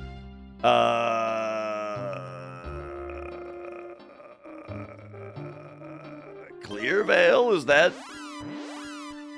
Wait, we can teleport to Mage's Tower? What the hell is that? This isn't in the desert, is it? We can teleport here? Were we able to teleport here the whole time? And I was just flying to it for no reason every time? I don't know if I was able to teleport to it when it was still a dungeon. I probably could, though. That's funny. Hey, look, we just got to enjoy the flying bed music a little bit more. I don't know if this place has a save point, by the way. I feel like there's a reason that I don't come here. Oh, no, it does. Okay. Oh, of course it has a save point. The other save file on this cartridge is here.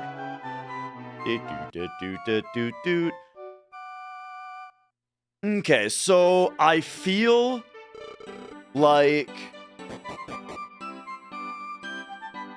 today's Dragon Quest VI was not especially productive. You know, like, we just gathered a whole bunch more information that I'm just gonna forget if it takes me too long to find the reason for it. But we did level up our classes a little bit. I did get a lot more information written down, and hopefully next time I'll be able to crack the case and actually, you know, get a little bit further. You know what I should do? I should definitely write down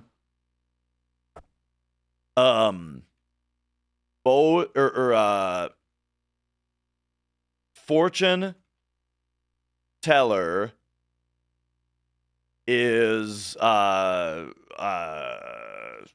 speaks of I can't remember the name of it. City. Wait. Hang on. I have to pee, so it's really difficult for me to word this right now. Clear Veil guy mentioned Sunken City. Fortune teller also mentioned it. All right, there we go. That's it. Save that. Pop over here. Save this. Okay. And that's gonna do it for today's stream. I will be back either tomorrow or the day after. Probably tomorrow. I don't know if it's gonna be early or late. But tomorrow I'm gonna try to do a drumming stream. So for those of you on YouTube,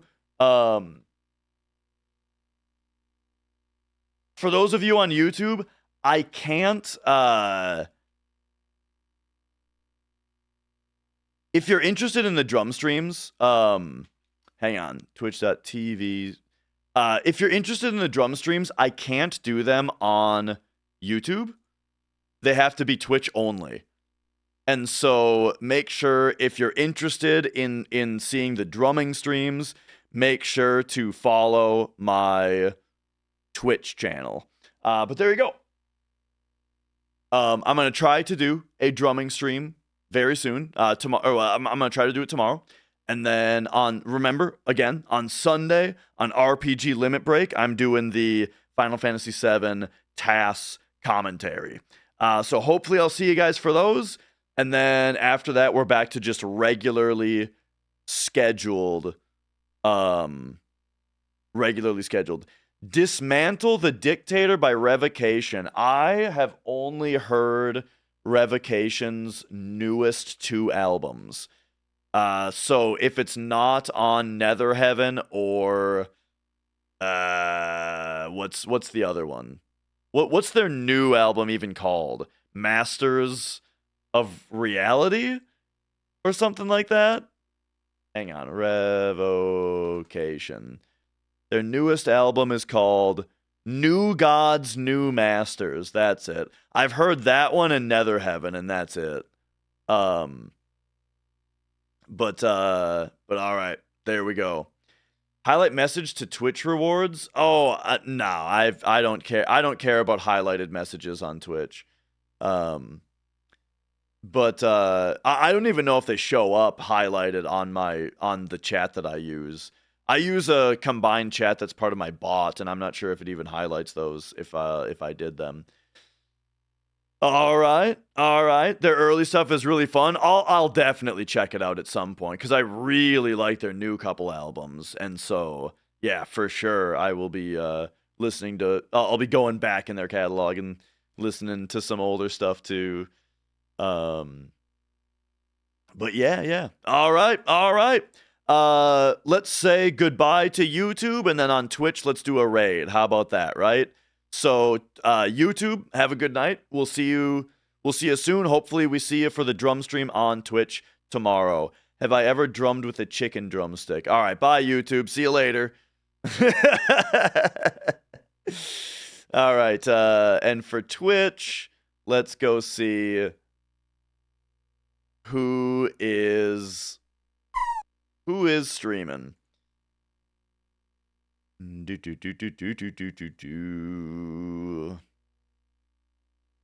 Rain is streaming? But he's playing Fortnite. Man, I always get excited when I see somebody who's like a regular viewer who doesn't stream very often streaming, you know? But then it's Fortnite.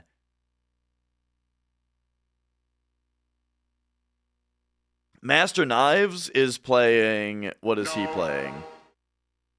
Some kind of first person thing? I have no idea what this is. Okay, I have no clue what this guy is playing, but this guy is a great streamer and has very good conversationally. This is a guy that you can really have a good in-depth conversation about video games with. This guy is great. Always a pleasure to talk to. So go say hi to him. Have yourselves a good night. Bye.